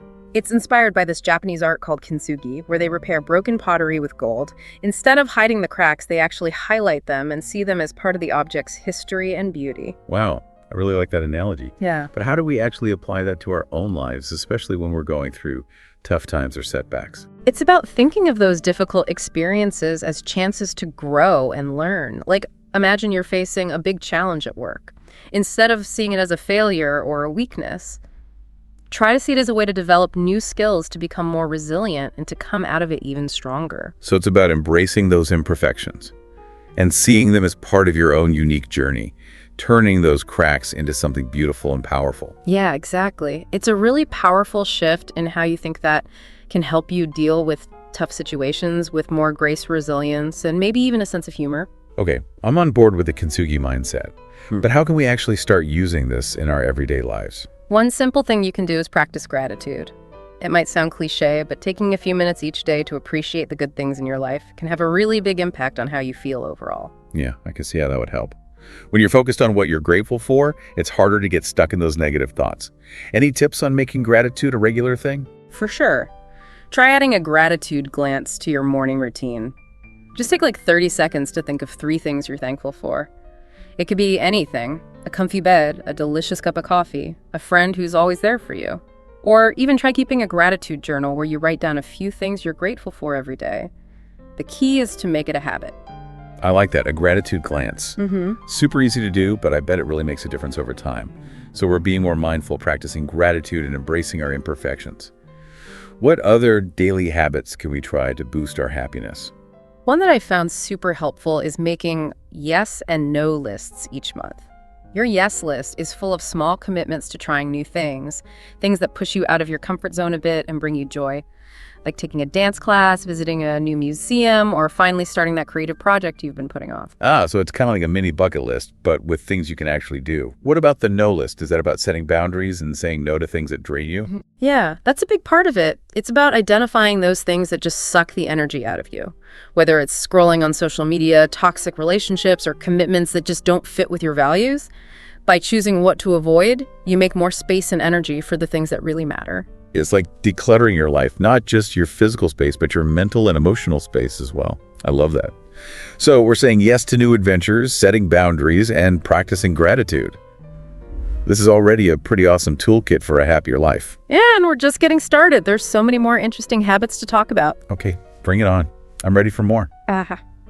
Okay, so let's keep going with this happiness theme. What else do you have for us? Well, you know how we're always getting so much information thrown at us and we're expected to do a million things at the same time? Like all that multitasking, it could actually be working against our happiness? Oh yeah, I'm definitely guilty of that. I'm the king of trying to do 5 things at once, and I usually just end up feeling stressed and all over the place. Yeah, it's a common struggle. But what's really interesting is that when we focus on just one thing at a time, we call that single tasking. Not only do we do a better job at that task, but we also get to experience it more fully. Yeah, I get that. It's like when you're really present in a conversation or actually enjoying a meal without any distractions, those moments feel so much richer. Exactly. And that feeling of richness, it actually leads to more satisfaction and joy. So even though our culture is all about multitasking, single tasking can be a secret weapon for happiness. Okay, I'm definitely going to try to be more mindful about that. Any tips on breaking the multitasking habit? One thing that can help is to set up a specific workspace, even if it's just a corner of your kitchen table, and make it a rule that when you're in that space, you're only focusing on one thing. Put your phone away. Close any tabs on your computer you don't need. Just get rid of those distractions and give all your attention to whatever you're working on. Making that space just for focusing makes a lot of sense. It's like telling your brain, all right, time to focus now. Exactly. And have you ever noticed how some activities can completely absorb your attention and you totally lose track of time? Oh yeah, all the time. For me, it's playing guitar. I can get so lost in the music that hours just disappear. That's a great example of what we call flow state. And those activities that get you into that flow state, we often call them slow hobbies. They can be a great way to boost your happiness. Slow hobbies. What makes them so special? Think about things like knitting, gardening, painting, woodworking.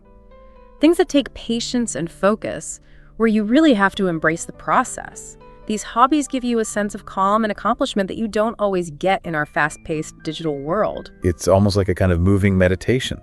You're so focused on what you're doing that you forget about your worries and you're just present in the moment. That's a great way to put it. And the great thing about slow hobbies is that you can actually see your progress. You have a finished scarf, a beautiful garden, a painting of a sunset. It's a nice change from the instant gratification we're so used to. I love that. It's about slowing down, savoring the process, and making something with your own hands. Right. It reminds us that happiness isn't just about reaching goals, it's about enjoying the journey. So we've talked about single-tasking, slow hobbies. What other unexpected habits can make us happier? This one might seem a little strange since we've been talking about mindfulness and disconnecting. But talking to strangers can actually boost your mood. Wait, really?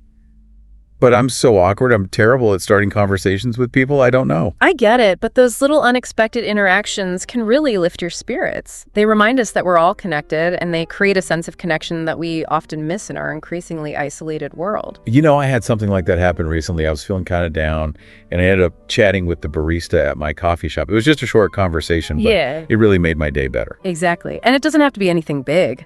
A simple good morning to someone you pass on a walk, a compliment to the cashier at the store, those little things can really make a difference. It's like those ripple effects we talked about before. Kindness leads to more kindness and creates a better atmosphere for everyone. Okay, I'm willing to try it. But what about those times when you're feeling really stressed or down? What are some things we can do in those moments? One technique that can really help is grounding. And I mean that literally. Spending time barefoot outdoors on grass or sand or soil can have a big impact on how you feel. You're saying that taking off my shoes and walking on the grass can make me happier. It might sound a little weird, but there's actually science behind it. Direct contact with the earth helps to neutralize free radicals in your body. It reduces inflammation, and it promotes feelings of calm and relaxation. Wow. So it's not just a new age thing. There's actually research to support it. Absolutely. It's a simple but powerful way to reconnect with nature and its calming energy. I'm definitely adding that to my list of things to try. It sounds very grounding, both literally and figuratively. It really is.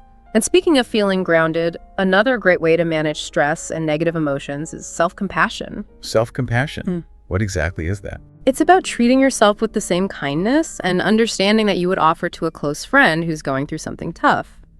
We're often so quick to judge ourselves when we make mistakes or don't meet our expectations. Oh, yeah. I'm definitely guilty of that. I'm my own worst critic. I think a lot of us can relate to that, but the truth is we're all human. We all make mistakes, we all have bad days, and no one's life is perfect, no matter how it seems on social media. Self-compassion is about remembering that and offering ourselves grace and understanding, especially when we need it most. That makes a lot of sense. It's about being kind to ourselves instead of beating ourselves up. But how do we actually practice self-compassion? It seems kind of abstract. It starts with noticing those negative thoughts and judgments that come up without trying to push them away or getting lost in them. Just acknowledge them and tell yourself, okay, I'm having this thought right now. It's understandable given what's going on. And then try to offer yourself some comfort and encouragement. So instead of saying, I'm such a failure, I could say, okay, I messed up this time, but it doesn't mean I'm a failure as a person. I can learn from this and do better next time. Exactly. It's about shifting from self-criticism to self-support and understanding. I like that. It's like being your own best friend. That's a great way to think about it. And when we practice self-compassion, we create a more supportive and nurturing environment within ourselves, which then affects our relationships and our overall well-being. Okay, so we've covered a lot here. Micro disconnections, slow hobbies, talking to strangers, grounding, self-compassion. It's incredible how many simple but powerful things we can do to make ourselves happier. And remember, start small and be patient with yourself. You don't have to try all of these at once. Choose one or two that resonate with you and go from there. That's good advice. It's about progress, not perfection. But what happens when things get tough? Because life isn't always easy. How do we handle those setbacks and challenges without letting them ruin our happiness? That's where reframing comes in. It's about challenging those negative thoughts and choosing to see those challenges as opportunities for growth and learning. So instead of seeing a setback as a failure, we could see it as a chance to become more resilient and learn some valuable lessons. Exactly. And sometimes it's just about shifting our focus. Instead of dwelling on the things we can't control, we can choose to focus on the things we can control: our attitude, our effort, how we respond to the situation. It's about choosing to see the glass as half full, even when things are tough. Precisely. Yeah. And remember, every challenge we overcome makes us stronger and more capable. Okay, I'm feeling inspired. But I have to admit, sometimes it's hard to stay positive when my mind is full of worries and what-ifs. Any advice on how to quiet those thoughts? One technique I find really helpful is visualization. It's about creating a really clear picture in your mind of yourself achieving your goals and feeling all the emotions that come with that success. It's like a mental rehearsal for happiness. Exactly. Yeah. And when we visualize consistently, we're basically training our subconscious mind to believe that those positive outcomes are possible. That's pretty cool. But I have to admit, I sometimes feel a little silly doing visualizations. Any tips on how to make them feel more effective? The key is to use all your senses. Don't just see yourself reaching your goal. Feel the emotions, hear the sounds, smell the scents that go with that experience. The more vivid and realistic you can make it, the more powerful it will be. Good advice. It's like creating a movie in your mind with a soundtrack and special effects. Exactly. And don't underestimate the power of affirmations. These are positive statements that reinforce your desired beliefs and outcomes. So instead of saying, I'm so stressed, I might say, I am calm and capable of handling this situation with grace. That's it. The more you repeat these affirmations, the more you'll start to believe them and the more they'll shape your reality. I love that. It's about taking control of your thoughts and choosing to focus on the positive. Right. And remember, our thoughts create our feelings, which drive our actions, which ultimately shape our lives. Okay, that's powerful. So we talked about all these amazing habits for being happier. But is there one thing that connects all these practices, a common thread that runs through them all? That's a great question. And I think the answer is purpose. Purpose. What do you mean by that? At its core, purpose is about connecting with something bigger than ourselves. It's about finding that thing that makes you excited to get out of bed each morning. It could be your family, your community, your work, a creative passion, a cause you believe in, whatever gives your life meaning and direction. So it's about finding that thing that makes your heart sing. Exactly. And when we live in line with our purpose, it fills our lives with meaning and satisfaction. We feel a sense of accomplishment and contribution, which boosts our self-esteem and how we feel overall. It's like having a guiding star that helps us navigate the ups and downs of life. That's a beautiful way to put it. And finding our purpose is a journey. It's about exploring our passions, trying new things, and paying attention to what brings us joy and fulfillment. So it's not about finding one big purpose, but about finding those things that spark our interest and give our lives meaning every day. Exactly. And sometimes our purpose changes over time. What might have been meaningful to us 10 years ago might not be the same today. It's important to be open to new possibilities and let our purpose unfold naturally. That's so liberating. It takes the pressure off finding the right answer and lets us enjoy the journey of discovering ourselves. Absolutely. And remember, the journey itself is where a lot of the joy and growth happens. Well, this has been an amazing conversation. I've learned so much, and I'm sure our listeners have too. Thank you so much for sharing your wisdom and insights with us. It's been my pleasure. And remember, happiness is a journey, not a destination. Embrace the process, be kind to yourself, and never stop learning and growing. So true. And speaking of learning and growing, be sure to like, share, and subscribe to the Learn English Lab YouTube channel for more fascinating topics. Until next time, stay curious, stay kind, and keep practicing those happiness habits. I think that's such a crucial point, that happiness is a journey. It's not about reaching some perfect state of bliss, but about those daily things we do and those shifts in our thinking that make life more fulfilling and joyful over time. I totally agree. And you know, it's interesting. We've been talking a lot about external habits, those things we do to become happier. But our internal world, you know, our thoughts, our beliefs, our mindset, that plays a big role too. Oh, definitely. I know for me, if I'm stuck in a negative headspace, it doesn't matter how much gratitude I practice, I'm still going to feel pretty bad. Exactly. Our thoughts have a powerful influence on how we feel and what we do. If we're always putting ourselves down, it's going to be really hard to feel truly happy. There's this technique called cognitive reframing that can be really helpful for this. Cognitive reframing? I've never heard of that. What is it? It's about challenging those negative thoughts and replacing them with more balanced and realistic ones. Like, let's say you're stuck in traffic and you start thinking, this is terrible, I'm going to be late, my boss is going to be so mad. That kind of thinking just makes the stress worse. Ugh, I know that feeling all too well. But with cognitive reframing, you might think, okay, it's annoying to be stuck in traffic, but I can't do anything about it.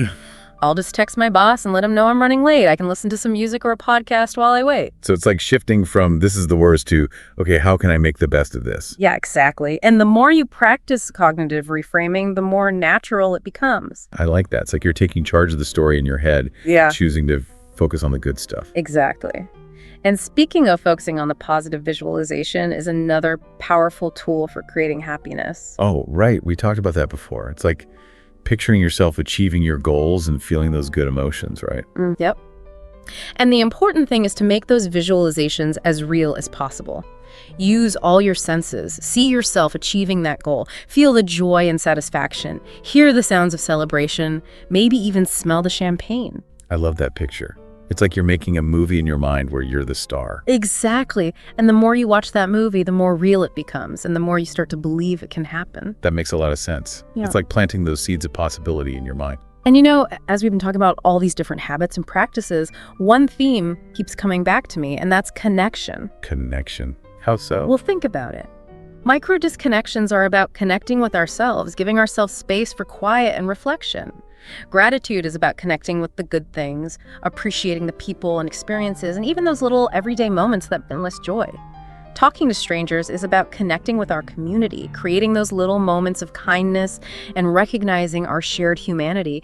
And purpose, well, that's about connecting with something bigger than ourselves, finding that thing that gives our lives meaning. Wow, you're right. It seems like connection is the thread that runs through all these happiness habits. And when we feel connected to ourselves, to others, to something bigger, it creates a sense of belonging, purpose, and well-being. That's really powerful. That's a beautiful way to put it. I need a minute to think about that. Take your time. It's a lot to take in, but I think that's a great place to end our conversation. I agree. This has been such a fantastic conversation. I feel like I have so many new ideas and tools for being happier. Thank you so much for sharing your wisdom with us today. It was my pleasure. And remember, the key is to try things out. Find what works for you and be patient with yourself. Such good advice. And to all our listeners out there, we hope you enjoyed this deep dive into happiness. Remember, it's a journey, not a destination. Embrace the ups and downs. Be kind to yourselves and never stop learning and growing. And if you enjoyed this episode, be sure to like, share, and subscribe to the Learn English Lab YouTube channel for more great content. Until next time, stay curious, stay kind, and keep those happiness habits going. Okay, so have you ever highlighted practically an entire textbook? Yeah. Hoping it'll just magically make you remember everything? Totally. Or maybe you're the kind of person who learns a new language by belting out karaoke tunes. Oh, yeah. Turns out we all have these unique learning styles. Sure. It's these ways our brains just prefer to process information. Right. And get this understanding, yours can be a total game changer. Jesus. Especially if you're trying to learn something new, I don't know English. Exactly. And what's so fascinating is this idea of learning styles. Mm-hmm. It's not just some, pop psychology trend. Right. It's actually rooted in real cognitive science and educational theory. Wow. We're talking about big names like Neil Fleming. Oh, yeah. And David Kolb, who developed these whole models to explain these, individual preferences in learning. So it's not just about whether I'm a word person or a pictures person. Right. There's actual science behind this. Absolutely. And that's why this deep dive is going to be so interesting. Okay, cool. We're using this awesome guide, Learning Styles, a guide for English learners, as our roadmap. Okay. It not only breaks down the different types of learners, but it also dives into how you can actually use this knowledge to learn more effectively. All right. So let's unpack this. That's good. Most of us have heard of the big three learning styles. Yeah. Visual, auditory, and kinesthetic. Right. But even with these, I bet there's more to it than meets the eye, right? Oh, you hit the nail on the head. Okay. So let's take visual learners. Okay. For instance, it's not just about liking pictures. Right. The guide cites research showing that visual learners actually remember information better when it's presented visually. Makes sense. Think about it. Have you ever drawn a diagram to help you understand a concept? Oh, all the time. Especially when I was trying to memorize all those grammar rules. Uh-huh. Suddenly, prepositions weren't so scary when I could picture them as these little bridges connecting words. Exactly. And the guide highlights techniques like mind mapping, color coding, and even using flashcards with visuals on them. Okay. It's about transforming information into something you can actually see and interact with spatially. So it's turning information into a mental movie. Yeah, you got it. I like that. Now let's shift gears to auditory learners. Okay. They thrive on sound, but it goes way beyond just listening to lectures. Yeah, I was going to say, I bet podcasts get a shout out here. Oh, they totally do. Okay. But what really caught my eye was this technique called shadowing. Shadowing. Yeah, where you listen to a native English speaker and try to mimic their pronunciation and intonation. Oh, wow. It's like learning a language by osmosis. That's so cool. I'm definitely going to have to try that. It's really cool. Okay, last but not least, we've got the kinesthetic learners. Right. The movers and shakers of the learning world. For them, hands-on isn't just a suggestion, it's a necessity. Right. They learn by experiencing, by literally getting their hands dirty, so to speak. Yeah. The guide mentions things like role-playing, using real objects to represent vocabulary words, and even incorporating gestures into language practice. So instead of just memorizing the word apple, Right. a kinesthetic learner might learn it better by like actually holding an apple and looking at it. Exactly. And you know, it's really interesting. Right.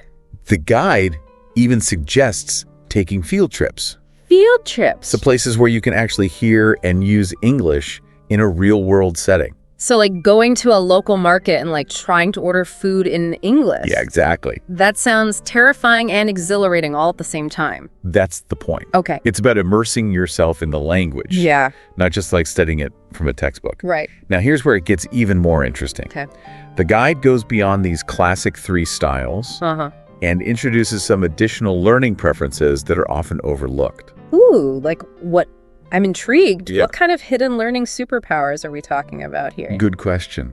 Okay, so last time we left off with this like cliffhanger about hidden learning superpowers beyond like the, you know, classic visual, auditory, and kinesthetic styles. Spill the beans. What other learning styles are out there? Well, get this. Some people are what the guide calls reading, writing learners. Reading, writing learners. They're all about like the power of the written word. Okay, that makes sense. Yeah. I definitely know people who seem to like absorb information best when they can like read it or write it down. Right. But how is that different from, say, a visual learner who likes using flashcards? It's a subtle but important distinction. Okay. Visual learners often focus on like the visual presentation of information, like using different colors or layouts to make things stand out. Right. But writing learners are drawn to like the language itself. Okay. The structure of sentences, the way words are used to convey meaning. So a reading writing learner might be the type who like loves diving into a good dictionary or like meticulously takes notes in the margins of their books. Exactly. And the guide suggests things like keeping a vocabulary journal. Oh, yeah. Where you not only like write down new words and definitions, but also try to use them in your own sentences. Oh, it's a classic technique for a reason. Yeah. It helps with both like memorization and application. Absolutely. And for like more advanced learners, the guide even suggests like translating texts back and forth between English and your native language. Okay. It's a challenging but effective way to deepen your understanding of like both languages. Whoa, that sounds intense, but also super rewarding. It can be. Okay, what about the social butterflies of the learning world? Oh, yeah. What makes someone a social learner? Social learners are all about collaboration and interaction. Okay. They thrive in group settings, bouncing ideas off others, engaging in discussions. So basically the opposite of me trying to cram for a test in the quiet corner of the library. Well, not necessarily opposite, but definitely a different approach. Okay. And the guide highlights the value of like study groups, conversation clubs, even language exchange partners for social learners. I can see how that would be like super helpful for practicing speaking and listening skills. Yeah. But what if someone prefers to like fly solo when it comes to learning? Does the guide have any advice for them? Absolutely. The guide acknowledges that some people are solitary learners. Solitary learners? Meaning they prefer to work independently and like create their own personalized learning environment. So they're the masters of like self-directed learning. Right. Creating their own curriculum, setting their own pace. Exactly. And the guide has some great suggestions for them. Okay. Like utilizing self-study materials, online courses, and language learning apps. Cool. It's all about like taking ownership of the learning process and finding what works best for you. Now, you mentioned earlier that most people aren't just one pure learning style, but often a blend of different preferences. Yeah. How does that play out in real life? Good question. Does the guide talk about how to figure out your own unique mix of styles? It does, and this is where things get really practical. Okay. The guide actually includes like a self-assessment section with questions to help you identify your dominant learning styles. So things like, do you prefer listening to a podcast or reading a transcript? Exactly. Yeah. And the key is not to get too hung up on labels. Right. The goal is to gain like a better understanding of your natural inclinations. Okay. So you can tailor your learning strategies accordingly. Okay, so let's say I've gone through the self-assessment and I've realized that I'm a visual learner with a dash of social learning sprinkled in. Right. What do I do with that information? Good question. How do I actually put it into practice? Well, that's what we're going to dive into in the next part of our deep dive. Okay. The guide is chock full of like specific strategies and techniques for each learning style. And even better, it gives tips on how to combine those approaches to create a truly personalized learning experience. Ooh, I can't wait. Stay tuned, folks. We'll be back after a quick break to reveal the secrets to maximizing your learning potential. I like it. All right, so welcome back. I'm ready to unlock those learning secrets. We've explored this whole world of learning styles, and I'm starting to see how this knowledge can be so powerful. Yeah, the beauty of understanding your learning style is that it lets you take control of your learning journey. Yeah. It's like having a personalized toolkit for your brain. I love that analogy. So let's dive into this toolkit. What kind of strategies does the guide suggest for actually applying this knowledge? Well, one of the most important takeaways is the idea of combining learning styles. Remember, most of us aren't just one pure type, but a blend of different preferences. So even if I'm primarily a visual learner, I might benefit from incorporating some auditory or kinesthetic techniques. Exactly. Think about it, like cooking. You might have a favorite ingredient, but the dish becomes truly delicious when you combine different flavors and textures. The same goes for learning. Okay, so give me an example. How might a visual learner, who's also a bit of a social butterfly approach, learning new English vocabulary? Well, they might start by creating flashcards with pictures and definitions, which taps into their visual strength. Right. But then they could take it a step further by joining a conversation club or finding a language exchange partner to actually practice using those new words in real time, satisfying their social learning needs. So it's layering different techniques to create a richer, more multidimensional learning experience. Precisely. And the guide gives some really creative examples of how to do this.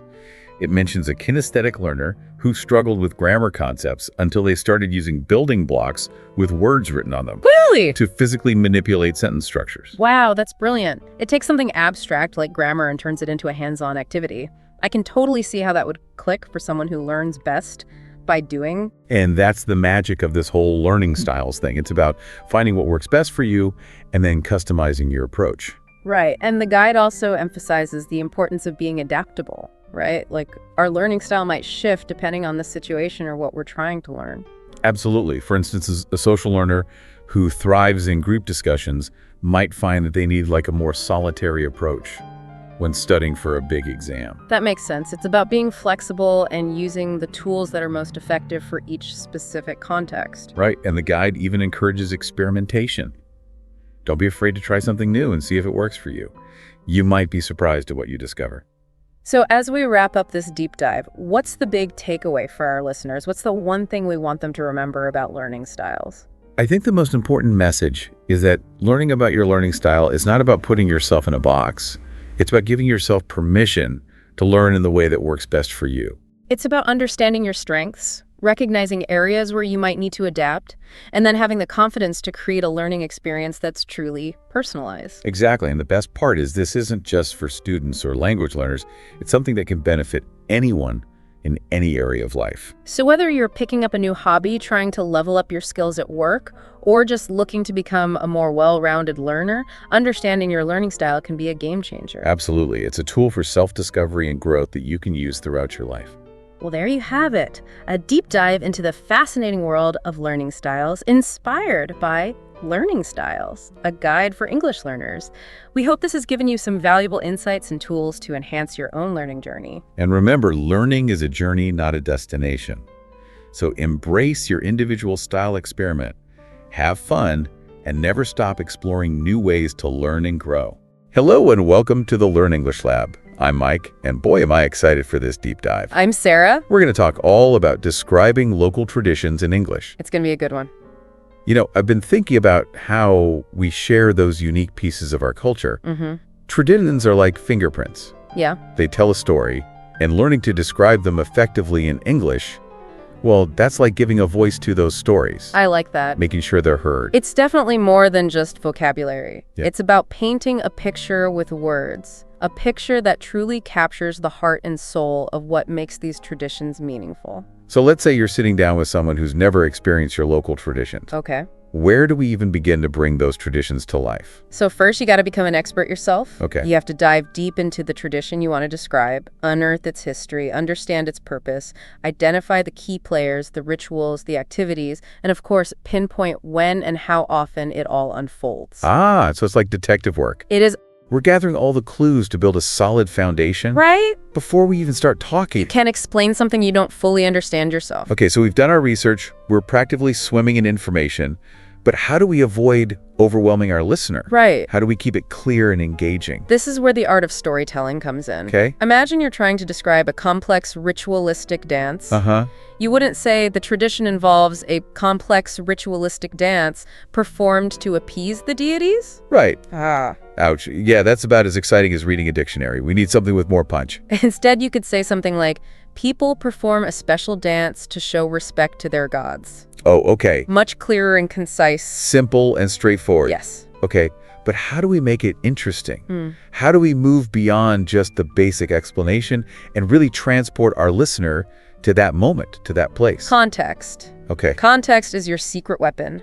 Imagine saying this tradition dates back to the 15th century when farmers celebrated the end of the harvest season. Okay. You've just added a layer of history, a sense of time and place. I like that. It's like we're giving the tradition a backstory. Exactly. Making it come alive. Or what if you said, in our culture, elders are highly respected, so this tradition honors their wisdom and guidance. Right. Now you've woven in cultural significance. Okay. The why behind the what. So we're setting the scene, laying the groundwork, making sure our listener understands not just what the tradition is, but why it matters. Yes. What's next? It's time to engage the senses. Ooh. Think about what people see, hear, smell, taste, and even touch during this tradition. Like we're painting a sensory masterpiece with words. I like that. So instead of just saying people wear traditional costumes, we can say, imagine streets bursting with color, filled with people wearing bright flowing robes, each stitch telling a story. Exactly. And we can't forget about the other senses, the rhythmic beat of drums echoing through the streets, Right. the aroma of freshly baked bread and exotic spices filling the air,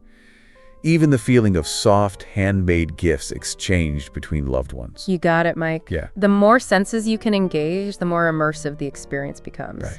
It's like you're inviting your listener to step right into the heart of the tradition. All right, so we've got the sights, the sounds, the smells, the tastes, even the feel of the tradition. Is there anything else we can do to add depth and richness to our description? Absolutely. Imagine the tradition you're describing has a series of steps, like a process. Okay, like a New Year's tradition. Perfect example. You could walk someone through it step by step. Okay.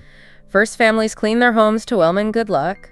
Then what? Next, they decorate their doors with red paper cutouts. Then they gather for a large feast, and finally they light fireworks to celebrate. Those simple transition words, first, next, then finally, they really help guide the listener through the whole process. Keeps everything organized, even for someone completely unfamiliar with the tradition. We've covered a lot. We've learned to understand the tradition, use clear language, add context, engage the senses, and even break down the process into steps. What else can we do to make our descriptions truly captivating? This is where you can really highlight what makes this tradition unique, what sets it apart. Ooh, the uniqueness factor. I like it. Think about it. Is there something unusual or surprising about this tradition? Okay, I see what you mean. Like maybe it involves a silent succession where everyone stays completely quiet for a whole hour? Exactly. Or maybe there are handmade masks with deep symbolic meanings unique to this tradition. Oh, those kinds of details would definitely grab someone's attention. Absolutely. Now imagine you're describing this tradition and you sprinkle in a personal anecdote. Oh, I get it. It's like when I was a kid, my grandma taught me how to bake these special cookies that we always eat during this holiday. It's a memory I cherish to this day. Perfect. By sharing a personal touch, you're not just describing the tradition, you're inviting your listener to connect with it on an emotional level. Makes it more real. Exactly. More human. I like it. But what if we're talking to someone from a completely different culture? How can we help them understand something they might have zero experience with? Comparisons can be super helpful. You could relate the tradition to something they might already know.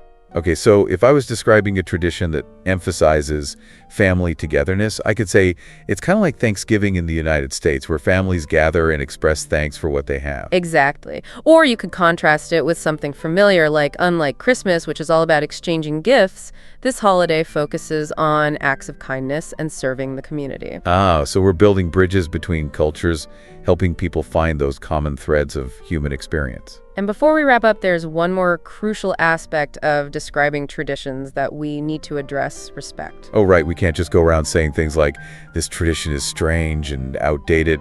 It's so important to approach all traditions with sensitivity and an open mind. Remember, what might seem unusual to one person holds deep meaning for another. Instead of judging, we could say something like, this tradition may seem unfamiliar to some, but is deeply cherished by our community and has been passed down for generations. Perfect. It's all about acknowledging the value and significance of these traditions, even if we don't personally practice them. Makes total sense. Now, what about using visuals when we're talking about traditions? I feel like a picture can really be worth 1,000 words. Absolutely. If you're giving a presentation or sharing online, having photos or videos can really bring those descriptions to life. Yeah, imagine showing a video of a vibrant street parade with colorful costumes and lively music. It would instantly transport your audience. And even simple props can be effective. If you're describing a traditional craft, for example, having an example to show can make a huge difference. Okay, so we've talked about the importance of understanding clear language context, sensory details, steps, and processes, highlighting uniqueness, personal stories, comparing and contrasting, being respectful, and even using visuals. Is there anything else we need to keep in mind when describing local traditions? Practice makes perfect. The more you rehearse those descriptions, the more natural and engaging they'll become. Oh, I like that. Maybe even try it out on a friend and get their feedback. Exactly. That way you can make sure your description is clear, engaging, and captures the true spirit of the tradition. Now, before we dive into some helpful phrases and wrap up, I think it would be awesome to hear an example of a well-crafted tradition description. That's a great idea. How about we take the Lantern Festival as an example? It's a tradition rich in symbolism and visual splendor. Perfect. Let's hear it. Okay, imagine you're telling someone about the Lantern Festival. You could say something like this. One of my favorite traditions is the Lantern Festival, which takes place every year on the 15th day of the Lunar New Year. This tradition, dating back over 2,000 years, symbolizes letting go of the past and welcoming new beginnings.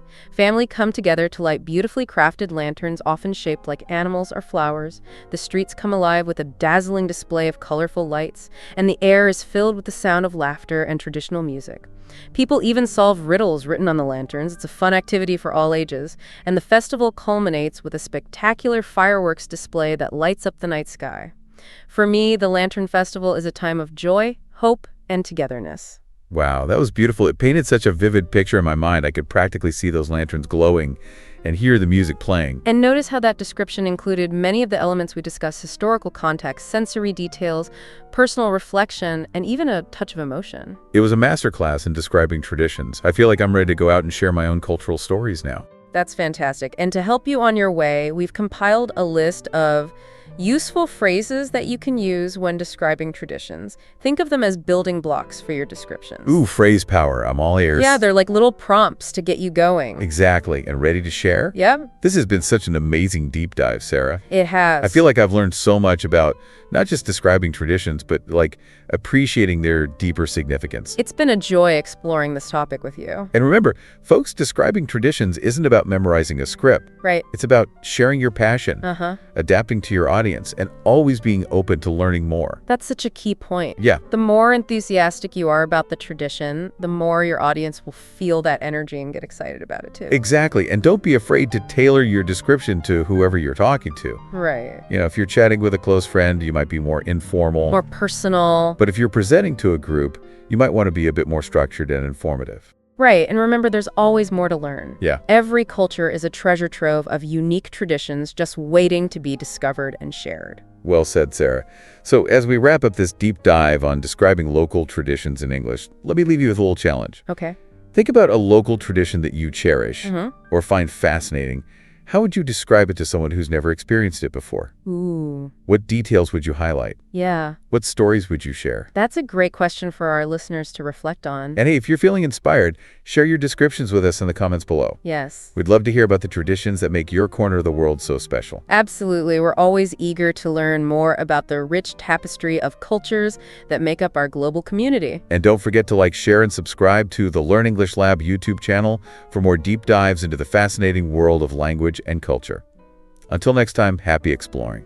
Hello and welcome to the Learn English Lab. I'm Mike, and today we're diving deep into something that I think a lot of people struggle with. Yeah. How to ask for help when you need it. And to help us figure all that out, we've got Sarah here. Sarah is our expert on human behavior and communication. So, hi. Sarah, are you ready to turn all of our listeners into, master help seekers? I think so. I think that's a great goal. It's interesting because I think a lot of research shows that people really do enjoy helping others. Yeah. But there's something about asking for help that just trips people up. I know, it's true. Yeah. So what is it about asking for help that makes it so hard? I think there are a lot of reasons why people feel uncomfortable asking for help. One is that we worry we're going to be rejected. Oh, yeah. You know, what if the person says no to us? Yeah. And then we also have this kind of societal pressure to be self-sufficient, to have it all together. Oh, yeah, like a strong, independent person. Exactly. And, maybe some of your listeners have felt this too, but the reality is none of us really achieve anything totally on our own. It's true. I'm thinking about when I was learning to play guitar, I spent months trying to teach myself. And, I kind of hit a wall and I finally just gave up and I took a few lessons from someone. Yeah. And I realized there are these very basic things that I was doing wrong that were really holding me back. Yeah. And I wish I hadn't spent so long just trying to do it on my own. I think that's a great example. And it gets at what some researchers call the illusion of transparency. Illusion of transparency. What's that? So basically, we all kind of walk around assuming that other people can see our struggles and that our needs are obvious. Right. But unfortunately, that's usually not the case. People can't read our minds, so we have to actually say what we need. We do. Yeah, if we want to get help. Yeah, and then sometimes it's hard to even recognize when I need help. Yeah. And, it's like I don't realize I need help until I'm already, really deep into a problem. That makes sense. So how do we even know when it's time to ask for help? Yeah, so I think it's helpful to think about some specific scenarios when asking for help is really important, even if it feels uncomfortable. Okay, so like what kind of scenarios? Well, I think one of the biggest ones is burnout. Burnout. Yeah, and that can come from, work or your personal life, even caring for other people. Oh, yeah. And so if you're constantly feeling exhausted or like totally swamped by everything or just like over it, Right. That's a pretty big sign that you need to ask for some support. Yeah, burnout is tough. It is. It's like, I don't know, hitting a wall mentally and emotionally. Right. And I think if you ignore it, it just gets worse and worse. You're exactly right. It's really important to catch burnout early and to get support, whether that's from, your friends or family or a therapist or even your supervisor at work. I think a lot of us try to just power through it. Yeah. Like just toughen up, you'll get through it. Yeah. But that's probably not the answer. I don't think so. In fact, I think it's actually a sign of strength to say, hey, I'm struggling and I need some help. Okay. Think about it this way. If you were training for a marathon and you got a muscle cramp, would you just keep running and risk getting injured? No. Or would you stop and stretch and maybe ask for help? Right. Yeah, I would stop and stretch. I wouldn't want to make it worse. Exactly. And it's kind of the same for our, mental and emotional health. Okay. Like pushing through burnout can actually lead to bigger problems down the road. So burnout is a big one. Yeah. What are some other times when we should be asking for help? Well, another one is when you're facing a task that's just beyond your skill set. Oh, yeah. So maybe you're assigned something at work that you've never done before. Right. Or you're trying to learn something new, like coding or a new language. And in those situations, there is absolutely no shame in asking for some guidance. I think this is where a lot of us get hung up on pride. Yeah. It's like we don't want to look dumb. Right. So we try to figure it out on our own. But wouldn't it be better just to ask for help and then learn faster? Absolutely. And think about all the benefits you could get from asking for help in these situations. You could learn new skills, build relationships with your colleagues, and even learn how to solve similar problems in the future. So it's not about admitting defeat. Right. It's about, being smart and learning and growing. Exactly. Okay, so burnout and tasks that are beyond our abilities. What else? Well, another big one is when you're experiencing major emotional distress. Okay. So that could be anything from a tough breakup or losing your job to, dealing with anxiety or depression. Yeah. And in those times, it's so important to reach out to your support network, whether that's your friends, your family, a therapist. Yeah. They can offer comfort and, a different perspective and some practical help when things are tough. This one feels especially important to talk about because there's still a lot of stigma around mental health. Yeah. And so it can be hard to ask for help. Right. But I think if we keep it all bottled up inside, it can really hurt us. It can. You know what I'm noticing here is that all of these things are kind of connected. So, burnout can lead to emotional distress and struggling with something that's, beyond our ability can make us feel burnt out. Right. So it's all... Yeah, it's like a domino effect. Yeah. And that's why it's so important to recognize when you need help early on so you can stop those dominoes from falling and, causing a bigger mess. Yeah, and I think now what our listeners really want to know is... how to ask for help. Yeah, what are the secrets to asking for help in a way that actually gets us the help we need? Right. So there are some key strategies to keep in mind, both before you ask and then when you're actually making the request. Okay, so let's start with before we ask. Okay. What do we need to do? So one of the most important things you can do is to demonstrate that you've already tried to solve the problem yourself. So don't just go straight to asking for help. Exactly. People are way more likely to want to help if they see that you've already put in some effort. Right. And that you're not just looking for a quick fix. It shows that you respect their time. Yeah, it does. It's like if you showed up to a tutoring session and you hadn't even looked at the material. Right. Nobody wants to feel like they're doing all the work. That's a good way to think about it. Yeah. So before you ask for help, try to brainstorm some possible solutions, do some research, try a few different things. And then when you ask for help, you can say something like, I've been trying to figure this out. I've tried X, Y, and Z, but I'm still stuck. Right. And it just shows that you're being proactive. Okay, so show that we've put in some effort. Mm-hmm. What else should we do before asking for help? Well, another important step is to think carefully about who you're going to ask for help. Okay. So, you want to think about their expertise and also your relationship with them. So how do we choose the right person? Well, think about it this way. If you were having a computer problem, you wouldn't ask your hairdresser for help. No. You'd probably look for someone who knows about computers. Right. And I probably wouldn't ask my boss for advice about my relationship. Exactly. So it's all about matching the person's skills and knowledge to your specific need. Okay. And it also means thinking about your relationship with them. Uh-huh. So, for personal problems, maybe a close friend or a family member is the best person to ask. Right. But for work problems, maybe a colleague or a mentor would be better. Yeah. And then sometimes you might even need to seek professional help, like a therapist or a financial advisor. Okay, so step 1 is to show that we've put in some effort. Step 2 is to figure out who to ask. Yes. Now, how do we actually ask? Yeah, so this is where communication is really important. And first of all, timing and the way you communicate matters. Okay. So try to choose a time when the person is likely to be receptive and they're not feeling rushed or stressed. Right. And then think about the best way to get in touch with them. Okay. For a really simple request, a text or an email might be fine. Uh-huh. But for something that's more sensitive or complex, a face-to-face conversation is usually better. Yeah, I think a lot of people just default to email. Right. Because it feels less awkward. Yeah. But sometimes you really do need to have that conversation. You do. Okay, so we've got the right time, the right person. Yeah. What do we say?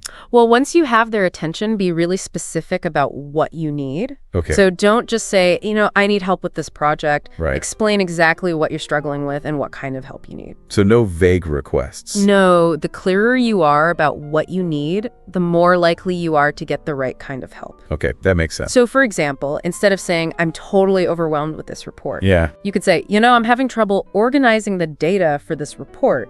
Could you show me how you approach data analysis? Right. Being specific. So let's know exactly how to help. Okay, so we need to be specific. Are there like magic words that we can use? Or aren't any magic words. Okay. But your tone and your language do matter. Uh-huh. Be assertive, but also polite. Okay. So, avoid putting yourself down or being negative. Right. Instead of saying something like, I'm so stupid, I can't figure this out. Yeah. You could try saying, I'm a little stuck on this. Could you give me a hand? Okay, I like that. Yeah. It's not demanding, but it's also not putting yourself down. It's confident. Yeah. And here's another tip. Try to frame it as a collaborative effort. Okay. So instead of just dumping the problem in the other person's lap, invite them to partner with you to find a solution. I love that. Yeah. It's like we're a team. Exactly. Like, hey, let's put our heads together and figure this out. Right. And that makes the other person feel more invested in your success. Okay, and one more thing. Yeah. Don't apologize for asking for help. Ugh, that's a big one. I know, I do that all the time. Yeah, a lot of people do. Like, oh, I'm sorry to bother you, but... Yeah, or I know this is a lot to ask, but... Right, it's like we feel bad for needing help. And it undermines your request. Uh-huh. Asking for help is a sign of strength, not weakness. Okay. So own your need. Own it. Yeah, and just ask with confidence and gratitude. That's a really good point. Yeah. I think we need to change the way we think about asking for help. Mm-hmm. It's not a last resort. Right. It's a way to grow and build relationships. Exactly. It's all about understanding that we all need support sometime and embracing that. Sarah, this has been so helpful. Yeah. I feel like we've really broken down this idea of asking for help. I think so. And we've learned how to do it effectively. But there's one more thing I want to talk about. Okay. What happens after we get the help?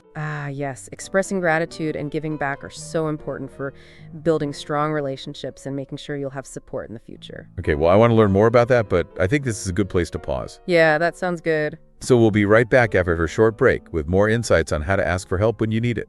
So we've been talking about why it can be so hard to ask for help. And we've learned some great strategies to make those requests more effective. But what about after someone helps us? Yeah. How do we show our appreciation in a way that feels sincere and strengthens the relationship? That's a great question. I know I've struggled with that sometimes. Yeah. So how do we express gratitude well? Well, of course, a sincere thank you is always a good place to start. Yeah. But I think you can make it even more meaningful by acknowledging the impact their help had. So instead of you saying thanks for the help with that report, Right. I could say something like, thanks so much for showing me how to analyze the data.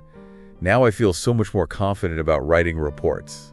Exactly. That kind of feedback not only shows that you really appreciate their help, but it also helps them understand how their actions made a difference. Right. So we're kind of closing the loop and letting them know that their effort was worthwhile. Yes. And that can actually reinforce their helpful behavior. Okay. So what are some other ways to show our appreciation?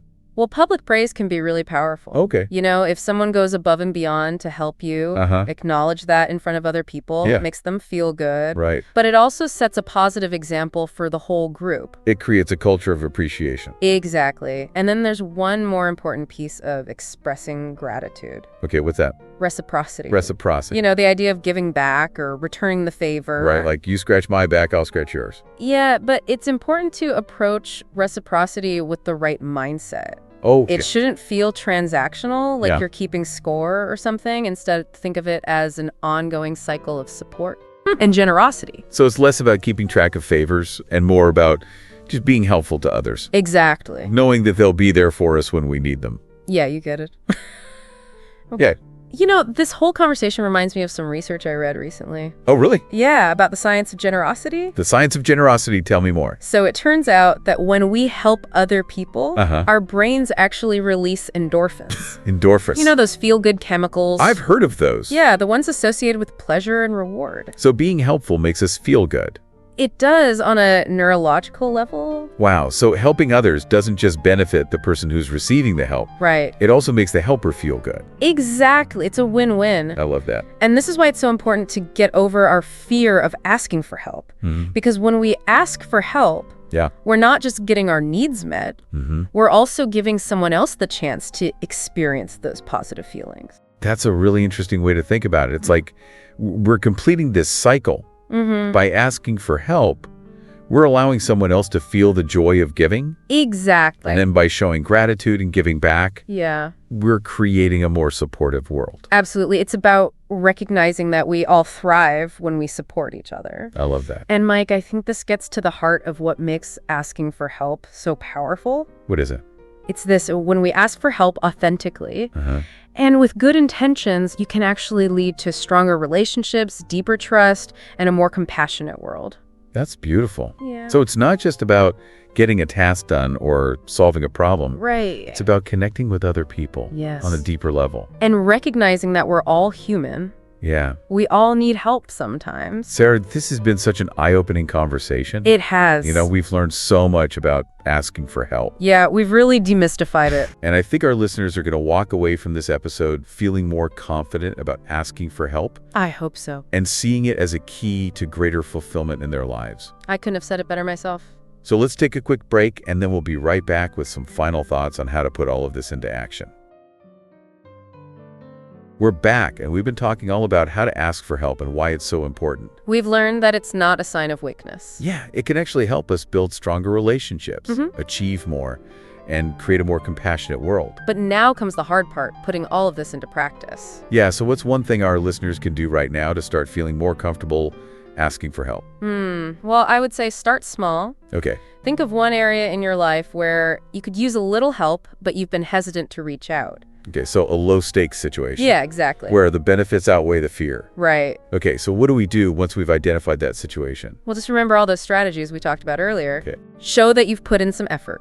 Choose the right person to ask. Yep. Be super clear about what you need. Be specific. Yes. And most importantly, try to frame it as a team effort. Okay, like a collaboration. Exactly. So instead of saying, can you fix this for me? Right. You could say something like, hey, I'm stuck on this. Would you mind brainstorming some ideas with me? I like that. Yeah, it's much more likely to get a positive response. And you know what? The more we practice asking for help, the easier we'll become. It really will. It's like exercising a muscle. Right. The more you use it, the stronger it gets. Exactly. I think we need to shift our whole mindset around asking for help. I agree. Instead of seeing it as this last resort, we can view it as a way to learn and grow and build relationships. Absolutely. It's about realizing that we're all in this together and that asking for help is a sign of wisdom, not weakness. Well, Sarah, thank you so much for sharing your expertise with us today. My pleasure, Mike. This deep dive has been incredibly valuable for our listeners. I hope so. And remember, everyone, we all have the power to create a more supportive and caring world. And it all starts with a simple question. What's that? Can you help me? And on that note, we want to hear from you, our amazing listeners. What's one area in your life where you could use a little help right now? Yeah, tell us in the comments below. And don't forget to like, share, and subscribe to the Learn English Lab YouTube channel for more deep dives into all sorts of helpful topics. We'll see you next time. Bye, everyone.